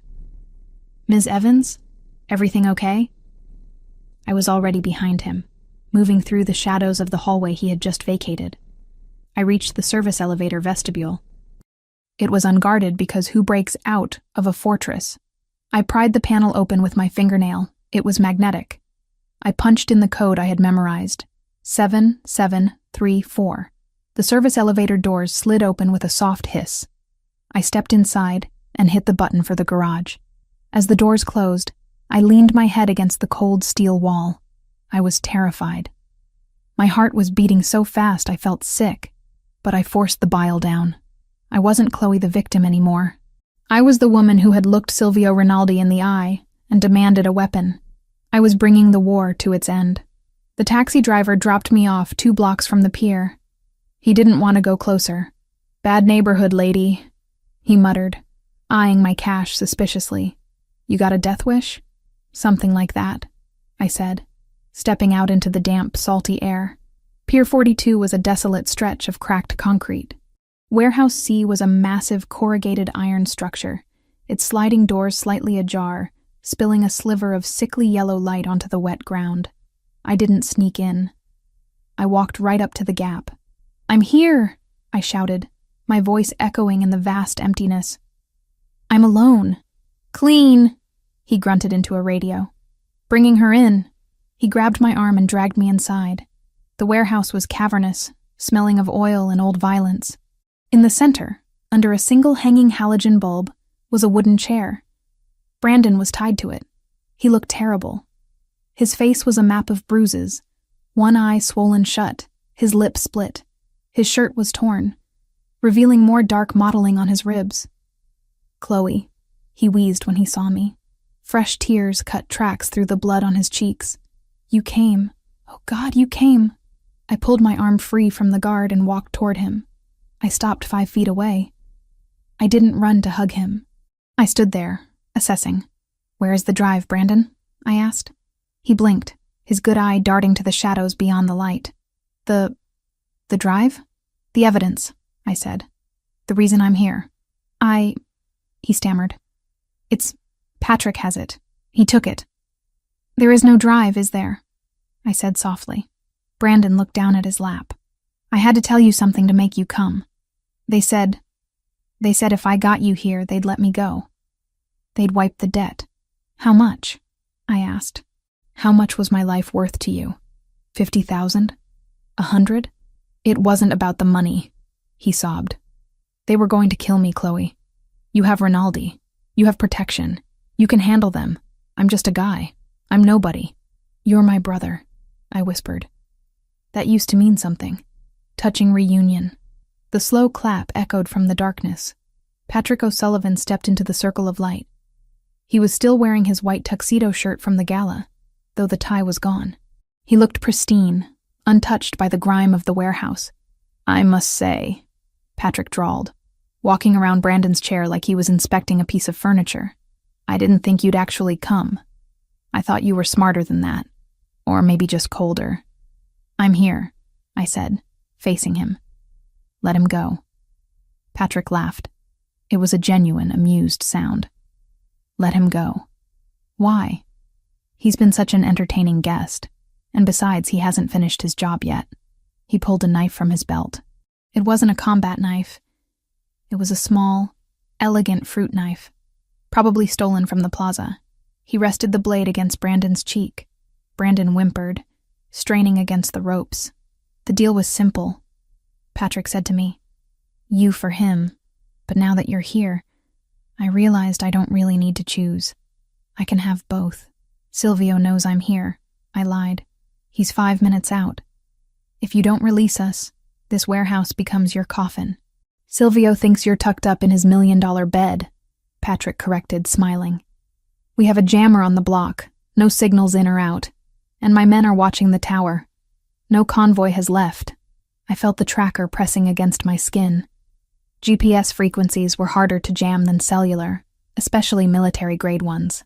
And if Silvio had found the note, "Why are you doing this?" I asked, stalling. "You have the territory. You have the numbers. Why pick a fight with Rinaldi over a petty thief?" He walked over to me. The guard grabbed my arms again, pinning them behind my back. Patrick stopped inches from my face. He smelled of expensive cologne and rot. "You're not so tough without the diamonds, are you?" he whispered. "I don't need diamonds to be tough," I said. "I just need to know who I am. And who are you?" Patrick mocked. "The maid, the whore. I'm the distraction," I said. Patrick frowned. "What?" I didn't wait. I slammed my forehead into his nose. It was a move Marco had mentioned once, jokingly. The headbutt is the great equalizer. I heard the cartilage crunch. Patrick howled, stumbling back, clutching his face. Blood, bright red, spurted over his white shirt. "You bitch!" he screamed. The guard behind me twisted my arm, forcing me to my knees. Pain shot through my shoulder, blinding and hot. "Hold her!" Patrick roared, his voice thick with blood. "Hold her down!" He advanced on me, the knife raised. His eyes were watering, murderous. I was going to be quick. Now I'm going to take my time. "Patrick, wait!" Brandon yelled from the chair. "You promised. You said if I got her here..." "Shut up." Patrick spun around and slashed the knife across Brandon's leg. Not a lethal cut, but deep. Brandon screamed, a high, thin sound. "You are nothing," Patrick shouted at him. "You are worm food. You sold your own sister to save your skin. Do you think I respect that? Do you think I keep rats as pets?" He turned back to me. He wiped the blood from his nose onto his sleeve, leaving a gruesome smear. "Now," he panted. "Let's see if Rinaldi likes damaged goods." And I felt calm, because I felt the vibration. Not a phone, a rumble. A low, thrumming vibration in the floorboards of the pier. It was subtle at first, then growing. The sound of heavy engines. Many of them. Patrick felt it too. He paused, the knife hovering. "What is that?" "I told you," I said, lifting my chin, looking him in the eye. "He doesn't pay. He venges." The massive corrugated metal doors of the warehouse didn't slide open this time. They exploded. A black armored SUV rammed through the metal sheet like it was tin foil, the crash deafening, metal screaming as it tore. The vehicle skidded to a halt in the center of the warehouse, debris raining down. Before the dust settled, the doors of the SUV flew open. Gunfire erupted. It wasn't the chaotic spray of gang violence. It was precise. Pop, pop, pop, pop. The guard holding me jerked violently and fell backward, a hole in his forehead. I scrambled away, crawling on my elbows to get behind a stack of pallets. Patrick dove behind Brandon's chair, using my screaming brother as a human shield. "Kill them!" Patrick screamed at his men in the shadows. "Kill everyone!" More vehicles were roaring in now, surrounding the perimeter outside. The sound of shouting, of glass breaking, filled the air. Through the haze of dust and smoke, I saw him. Silvio walked out of the dust cloud of the crashed SUV.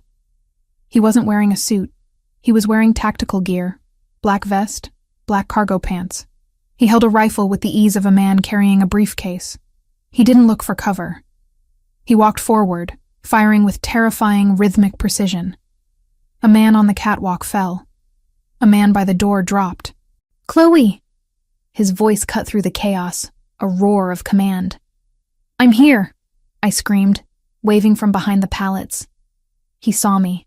For a split second, his eyes locked onto mine, and the sheer relief in them almost brought me to my knees. But then he saw Patrick cowering behind Brandon. Patrick had the knife to Brandon's throat now. "Stop!" Patrick screamed. "Stop or I slit the pig's throat!" Silvio raised a hand. His men, Marco, Franco, and 6 others who had poured in, stopped firing instantly. The silence that followed was ringing. "You lost, Patrick," Silvio said. His voice wasn't loud. It was conversational. It was the voice of a man discussing a dinner reservation. "Put the knife down." "I walk out of here," Patrick yelled, his voice trembling. "I walk out, or the brother dies." Silvio took a step forward. He lowered his rifle slightly. "Look at him, Patrick," Silvio said, gesturing to Brandon. Brandon was sobbing, shaking so hard the chair rattled against the floor. Blood soaked his pant leg. "That is the man who betrayed me," Silvio said. "That is the man who stole from you. That is the man who sold his own blood to save a debt." Silvio took another step. "Do you really think," Silvio asked, his voice dropping to a terrifying chill, "that I care if he dies?" The air left the room. I stared at Silvio. He didn't look at Brandon. He looked only at Patrick. "He is a liability," Silvio continued. "He is a cockroach. Kill him. You saved me the trouble of doing it myself." Patrick blinked. He hadn't expected this. He expected the hero speech.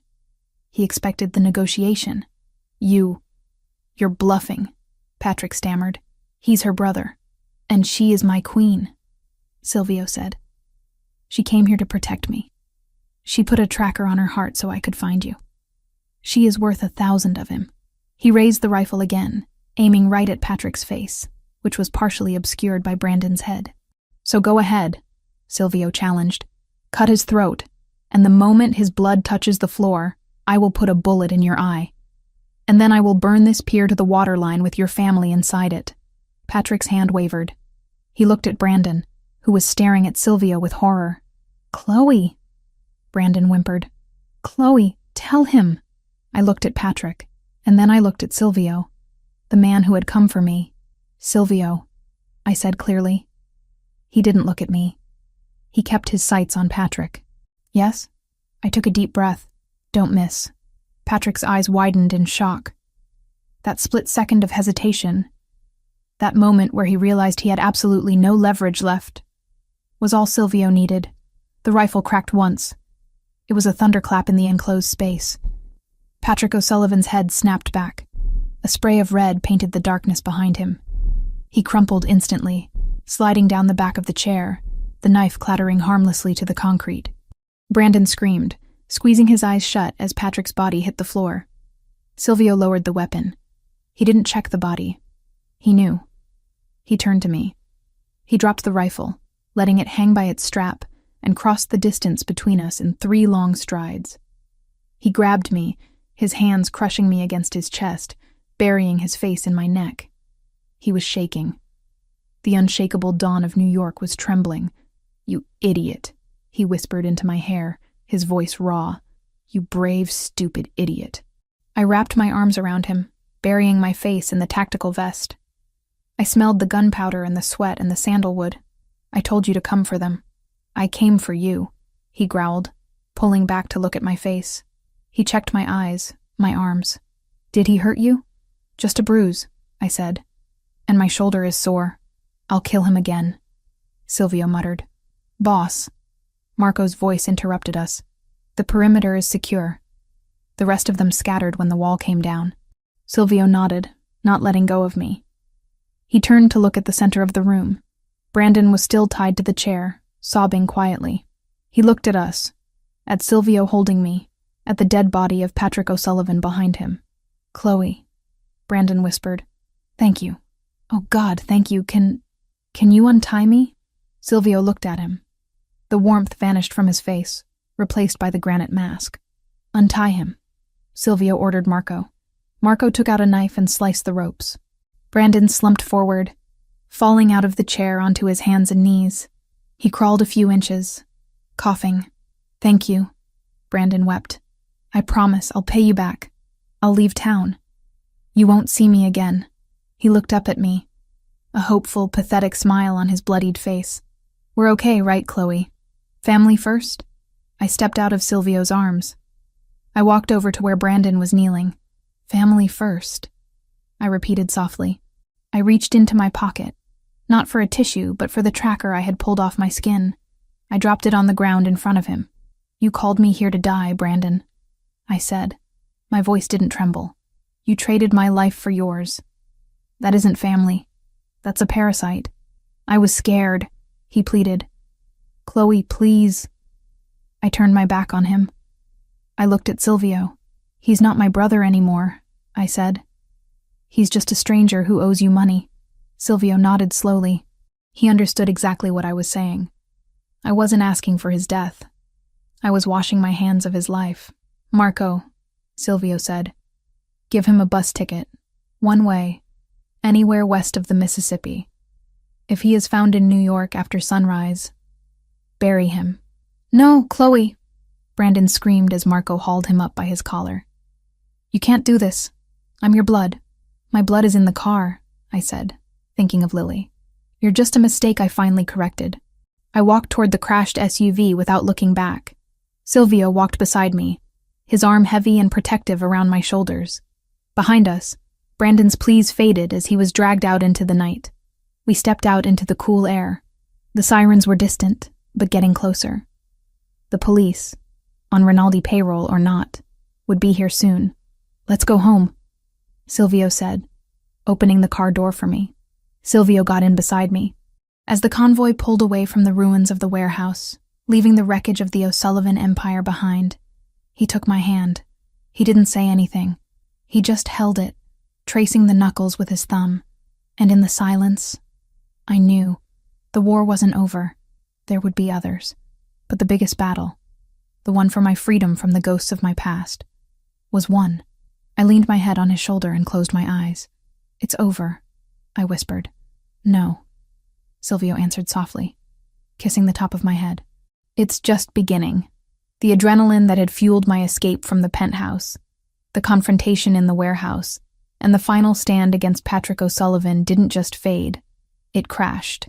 It was a physical collapse, sudden and absolute, as if someone had cut the strings holding me upright. I was sitting in the back of the armored SUV, the leather cool against my cheek. Silvio was barking orders into his phone, his voice a low, terrifying rumble of command. He was organizing the cleanup, the cover-up, and the takeover all at once. The O'Sullivan Empire had been decapitated, and now he was ensuring the body didn't thrash around and hurt anyone else. "Silvio," I whispered. My voice sounded like it was coming from underwater. "Chloe." His hands were on me instantly, cupping my face, checking my eyes. "What is it? Are you hurt? Did a bullet graze you?" "Sugar," I managed to say, my teeth chattering. "Dropping. Fast." Silvio didn't panic. He moved with the precise, efficient urgency of a man who solved problems for a living. He reached into the compartment behind the driver's seat. He knew exactly where the emergency kit was because he had put it there himself. "Swallow," he ordered, his voice tight. "Stay with me, Chloe. Look at me." I focused on his eyes. They were dark, dilated, still holding the residual violence of the warehouse. But beneath that, there was a desperate, raw fear. He had just killed a man to save me, and now he was terrified that my own biology would finish what the mobster couldn't. "Marco," Silvio shouted toward the front. "ETA? 4 minutes to the tower, boss," Marco replied, the SUV swerving slightly as he wove through the late-night traffic. "Make it 2, Silvio snarled. "Call Rossi. Tell him to meet us in the garage, not the penthouse. The garage. I want her treated before we even get in the elevator." "Yes, boss." "You aren't allowed to die," Silvio murmured, leaning his forehead against mine. "I didn't burn down half the waterfront just to lose you to a number on a blood monitor." "I'm not dying," I breathed, feeling the first tiny spark of energy return as the glucose hit my bloodstream. "Just empty. We will fill you," he promised. "We will fix this." The car screeched around a corner, throwing me against him. His arm clamped around me like an iron band. I could smell the gunpowder on his clothes. A sharp, metallic tang mixed with the sweat of combat. It shouldn't have been comforting. It should have been terrifying. But God help me. It smelled like safety. When the SUV roared into the underground loading dock of Rinaldi Tower, it didn't slow down until the last possible second. The tires squealed on the concrete. Before the vehicle had even fully stopped, the back door was ripped open. Dr. Rossi was there, looking like he had been pulled out of bed, wearing a coat over his pajamas, holding a medical bag. "Status?" the doctor asked, stepping forward as Silvio basically carried me out of the car. "Hypoglycemic crash following extreme trauma," Silvio reported, his voice clipping the words. "She took 20 grams of rapid glucose in the car. She is conscious but disoriented." Dr. Rossi shined a penlight in my eyes. I flinched. "Pupils responsive," Rossi muttered. He slapped a sensor onto my finger.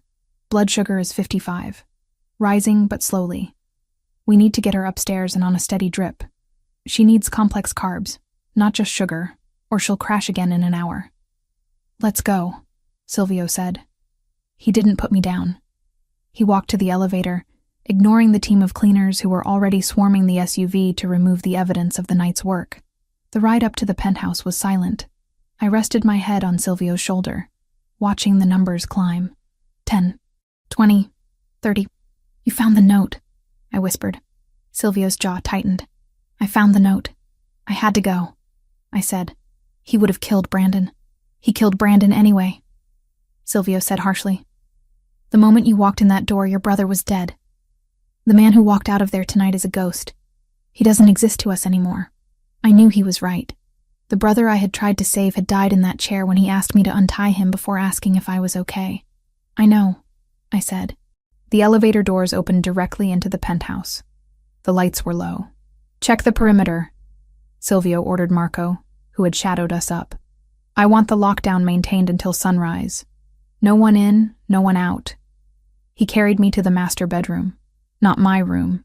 His room. He laid me down on the massive bed with a gentleness that belied the violence he was capable of. Dr. Rossi bustled in, setting up an IV pole next to the nightstand. Small prick. The doctor apologized, sliding a needle into the vein of my arm. I barely felt it. I was watching Silvio. He was pacing at the foot of the bed, his hands running through his hair. He looked like a caged tiger. The energy of the fight had nowhere to go. Mr. Rinaldi, Dr. Rossi said cautiously. She needs rest and food. A sandwich, something substantial. I'll make it, Silvio said instantly. Sir, the staff. I said I will do it, Silvio snapped. He looked at me, his eyes softening for a fraction of a second. I know what she eats. He turned and stalked out of the room toward the kitchen. Dr. Rossi taped the IV line to my arm, shaking his head slightly. I have treated Silvio Rinaldi for 10 years, the doctor murmured. Stab wounds, gunshot grazes, broken ribs. I have never seen him scared until tonight. He hides it well, I said, my voice gaining strength as the saline and dextrose did their work. No, Rossi corrected, packing his bag. He doesn't hide it. He usually doesn't feel it. You have changed the baseline, Ms. Evans. Silvio returned 10 minutes later with a tray. A turkey sandwich on whole wheat, an apple, and a glass of milk. It was the exact meal plan we had discussed for my late-night lows. He set the tray down and sat on the edge of the bed. Dr. Rossi excused himself, knowing better than to linger. Eat, Silvio ordered. I sat up, picking up the sandwich. My hands were steady now. I took a bite. It tasted like sawdust, but I forced myself to chew. Where is Lily? I asked after swallowing. Asleep, Silvio said. Mrs. Rossi is with her. She didn't wake up when I left. She didn't know you were gone. Good. I exhaled. That's good. Silvio watched me eat for a moment. Then he reached out and touched the bruise forming on my shoulder where the guard had twisted my arm. His touch was feather-light. I should have killed them slower, he said, his voice devoid of emotion. For touching you. They're dead, Silvio. It's done. It's not done, he said. He stood up again, the restless energy propelling him. Patrick is dead, but the O'Sullivan organization is a hydra. With the head cut off, the body will thrash. His lieutenants will panic. They will either try to strike back immediately to prove strength, or they will scatter and loot the empire. He walked to the window, looking out at the city. I cannot allow chaos, he said. Chaos is bad for business. It brings the feds. It brings heat. I put the sandwich down. I knew what he was saying. I knew what the black tactical vest he was still wearing meant. You have to go back out, I said. Go finish it. He hesitated. I just got you back. Leaving you. I'm in the fortress, I reminded him. I have the IV. I have the gun in the pantry. And I have Marco outside the door. I swung my legs off the bed, ignoring the IV pole, and stood up. I walked over to him. I looked small next to him, barefoot and wearing dusty cargo pants. While he stood in full tactical gear, I reached up and placed my hand on the ceramic plate of his vest, right over his heart. You started a war for me, I said. Now go win it, because I don't want to look over my shoulder anymore.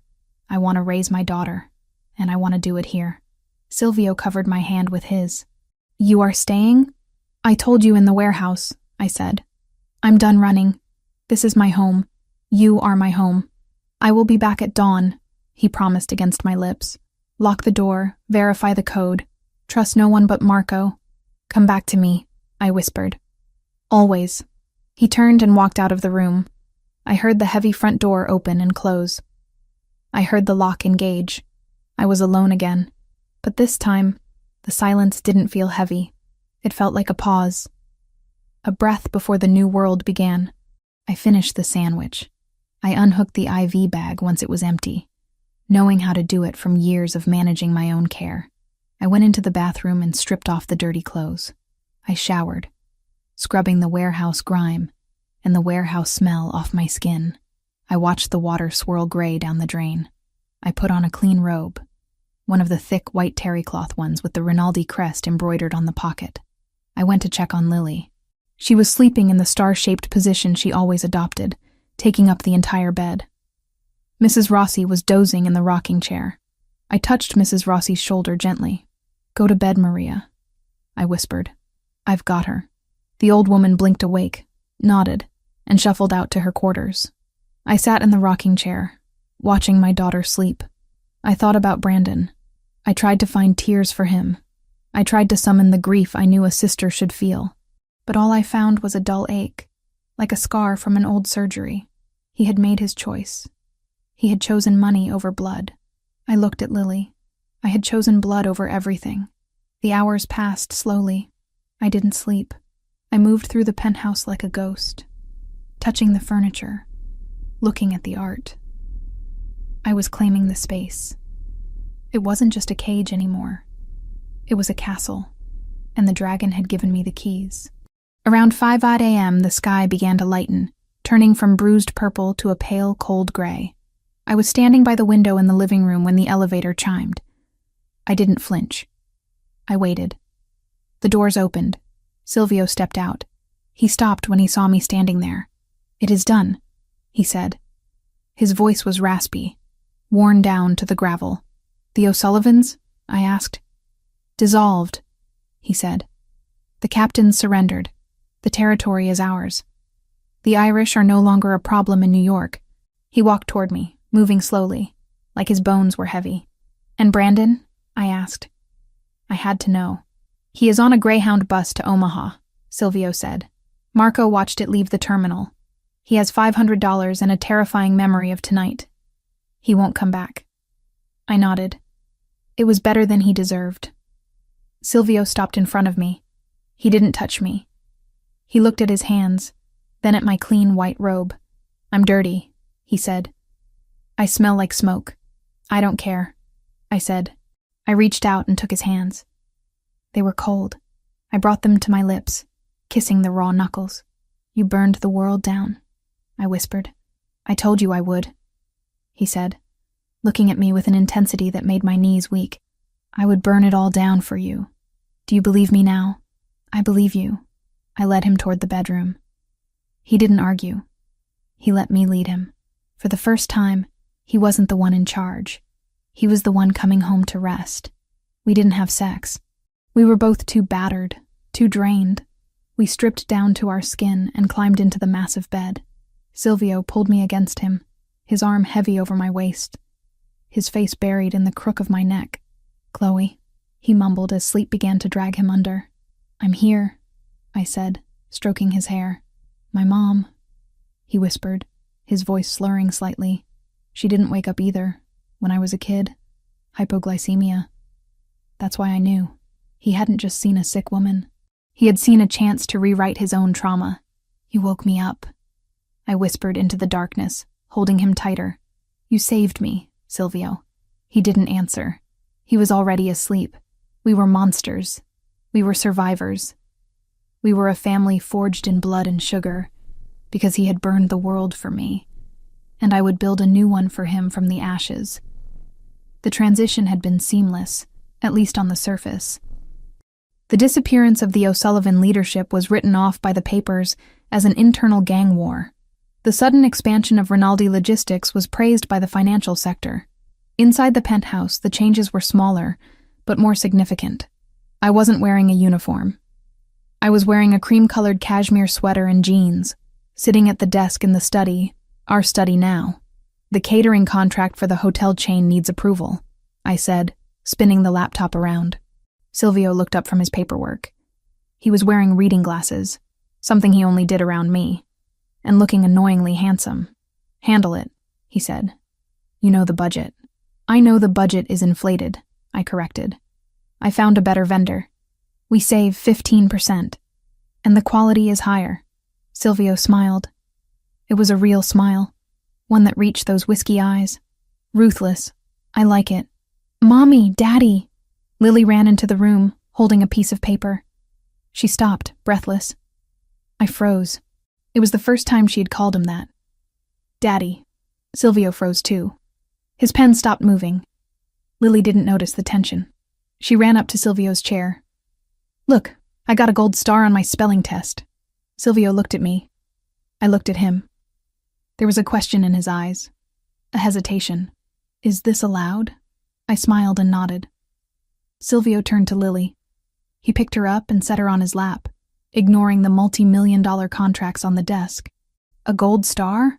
He said, his voice full of wonder. That is amazing, Tesoro. We should frame it. Can we put it on the fridge? Lily asked. We can put it on the fridge, Silvio agreed. And then we can get ice cream.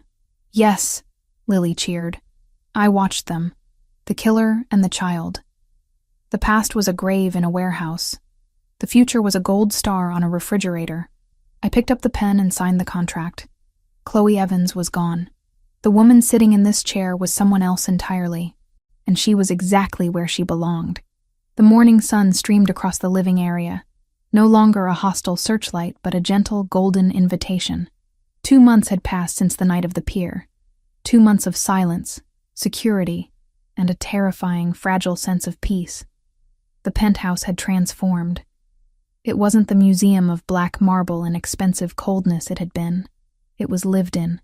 Lily's vibrant crayon drawings were taped to the stainless steel refrigerator with novelty magnets. A half-finished crossword puzzle lay on the mahogany coffee table, left there by Chloe. The air smelled of espresso, and the comforting scent of fresh-baked cinnamon rolls, a recipe Chloe had mastered for Sunday mornings. Chloe sat at the long kitchen island, wearing a simple, cream-colored cashmere sweater and dark trousers. She was not in a uniform. She was dressed like a partner, a woman with purpose. Her hair was pulled back, not in the tired bun of a cleaner, but in a neat, professional chignon. She was leaning over a massive ledger, the kind Silvio used for his legitimate holdings, her brow furrowed in concentration. The profit margin on the 3 New Jersey hotels is unacceptable, Chloe stated, tapping a pen against a column of numbers. The laundry services are overcharging by 25%, and the inventory control for the linen supply is atrocious. I've sourced a new vendor in Queens. Smaller operation, family-owned. We save $80,000 a quarter and they deliver the next day. Silvio sat opposite her, wearing a soft gray t-shirt and dark, comfortable trousers. The clothes of a man finally relaxing on his own time. He was reading the print edition of the Wall Street Journal, but the paper was lowered, and his whiskey-colored eyes were fixed on her, a faint smile touching his lips. Is that your analysis or the projection?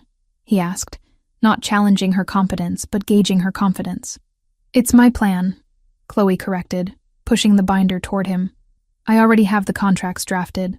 All they need is your signature and the Rinaldi seal. If we implement this by the end of the fiscal quarter, we can absorb the entire cost of the new security system at the tower without touching the reserves. Silvio picked up the binder.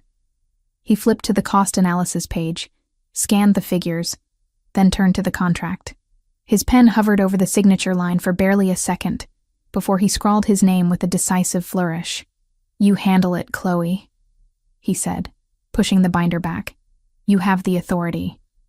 You have the access codes. Why are you waiting for my signature? Protocol, she answered simply. I might have authority over the logistics, but you're the Don. I respect the chain of command.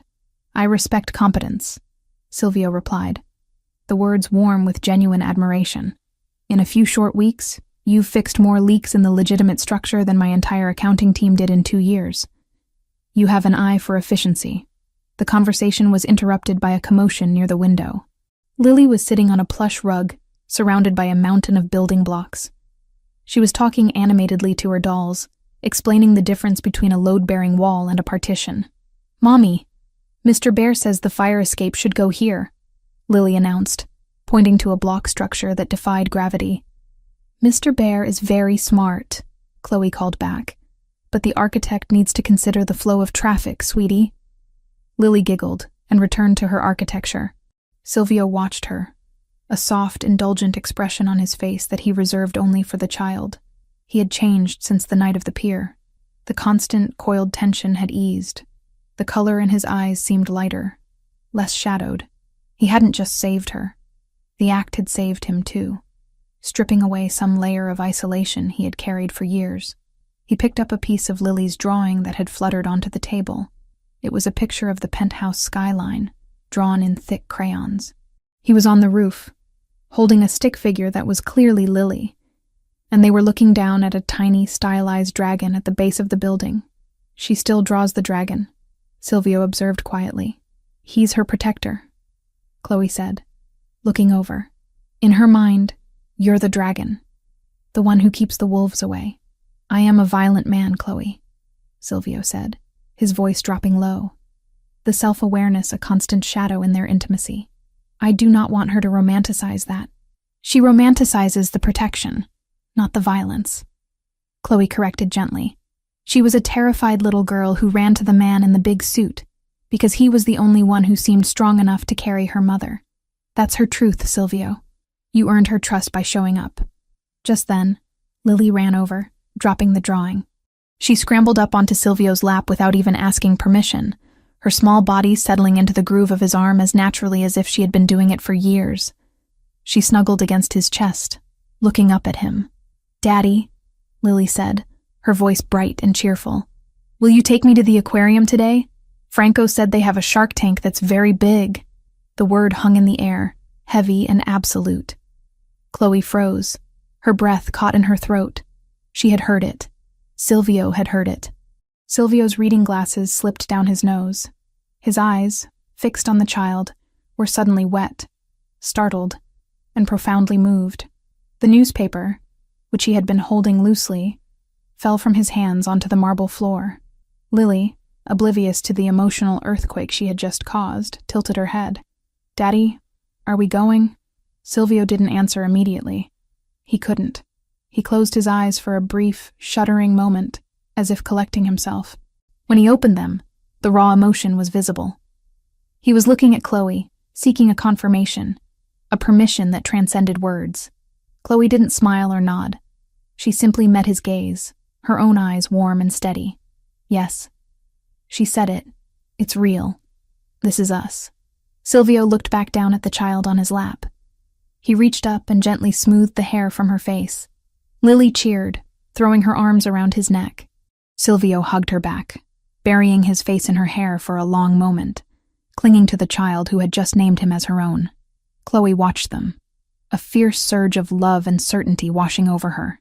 When Lily hopped off his lap and ran to her room to grab her coat and Mr. Bear, Silvio remained seated, staring at the floor where the newspaper lay. He reached into the inner pocket of his jacket and pulled out a leather envelope. He slid it across the island to Chloe. "I had Anthony deliver this last week," he said, his voice back to its controlled baritone, but quieter. "I wanted to wait until the O'Sullivan transition was complete." Chloe opened the envelope. Inside were several legal documents. The first was a deed of trust, creating a substantial, irrevocable financial fund in the name of Lily Evans. It was structured to be inaccessible to Silvio and, more importantly, to any future claims against his estate. It secured her education, her medical care, and her future independence, no matter what happened to him. The second was a deed to a property, a beautiful, modest brownstone in Brooklyn Heights, purchased under a shell corporation completely divorced from Rinaldi's known assets. It was fully furnished, ready to occupy. The third was a sheaf of ID adoption papers, legal documents naming Silvio Rinaldi as the petitioner for the full legal adoption of Lily Evans. Chloe lifted the property deed and the trust documents. She knew what this was, the ultimate gilded cage, but one built with love, not control. "It's a lot," she said, looking up at him. "It is security," Silvio corrected. "The trust is for Lily. The apartment is for you. In case. In case of what?" "In case you ever decide you want out," he said, meeting her eyes. "In case the life I lead becomes too heavy a burden. The apartment is yours. The money in the trust is yours to use for Lily, without having to ask me for a single dollar. You leave, you disappear. You start over, with everything you need. That is the price of your freedom, Chloe. I bought you an exit. He leaned forward, his elbows on the counter. I hope you never use it. I hope you stay and handle my logistics for the next 50 years. I hope you let Lily call me Daddy for the rest of my life. But if you choose to leave, I will never send a man after you. You walk away clean. That is my promise. Chloe picked up the property deed for the Brooklyn Heights brownstone. She looked at the address, then at the section that outlined the terms of transfer. She reached for the small chrome lighter he kept by the sink for the rare occasion he lit one of his expensive cigars. She flipped the lid and sparked the flame. "What are you doing?" Silvio asked, his voice low, a mix of alarm and fascination. Chloe held the deed over a metal mixing bowl. She touched the corner of the heavy paper to the flame. The deed ignited instantly, curling at the edges, turning black and brittle. She dropped the burning paper into the bowl, watching it disintegrate into ash. "I'm done running, Silvio," she said, her voice clear and decisive. "You bought me an exit. But I don't need an exit. I need an entrance." She pushed the empty leather envelope and the adoption papers back across the island to him. "The apartment is gone," she said. "The trust is fine. That's for Lily's independence, and that stays. But I don't want a back door. If I leave, it will be because you broke your promise, not because I'm scared." She picked up his pen from the counter. She signed the final witness line on the adoption documents with a steady hand. "I need you to sign this," she said, sliding the papers to him. "Not because of the law, but because of the name she just gave you." Silvio took the pen. His hand was shaking slightly again, just like the night at the park, but this time from overwhelming emotion, not fear. He scrawled his name, Silvio Rinaldi, as the legal co-parent of Lily Evans. "You are a terrifying woman, Chloe Evans," he murmured. "You know that?"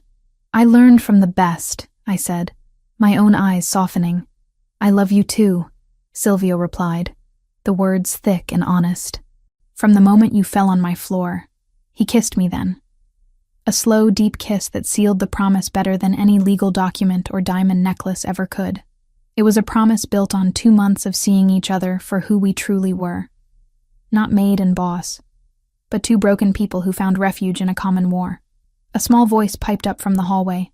"Daddy, the car is here." Silvio pulled back, resting his forehead against mine.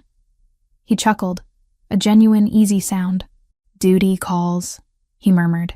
"Go see the sharks," I told him, smoothing the lapels of his casual sweater. He took my hand, lacing his fingers through mine. We walked out of the kitchen and into the living room, where Lily was waiting patiently by the sealed front door, wearing her little pink coat. "Ready, Daddy," she announced, reaching up for his hand. Silvio squeezed my hand once before letting go to take Lily's small one. He looked at me, his gaze sweeping from the ashes in the bowl to the diamond necklace I was wearing over the cream sweater. "My armor, my prize, my choice. I'm already home, Silvio," I said, a finality in my tone that closed the chapter on fear forever. He smiled, a wide, open, devastating smile that reached all the way to his whiskey-colored eyes. Silvio and Lily walked to the private elevator. Lily chattered happily about the great white sharks, holding the hand of the man who had become her father. I watched them go. They were going out into the city Silvio Rinaldi now owned, the city where his name meant safety. I didn't worry about the O'Sullivans or the other families. They were ashes and memories. I walked back into the study and sat down at the desk.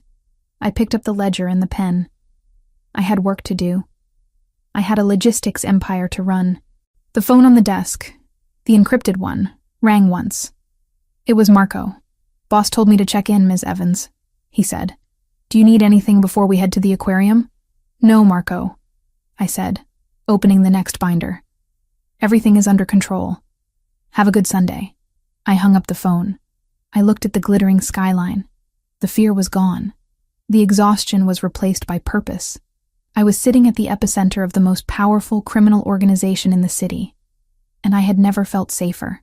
I had traded my freedom for safety, and in doing so, I had found a love that was fierce, absolute, and undeniably mine. The mafia boss's heart and home were mine now, and that was a more powerful empire than any man could ever build alone.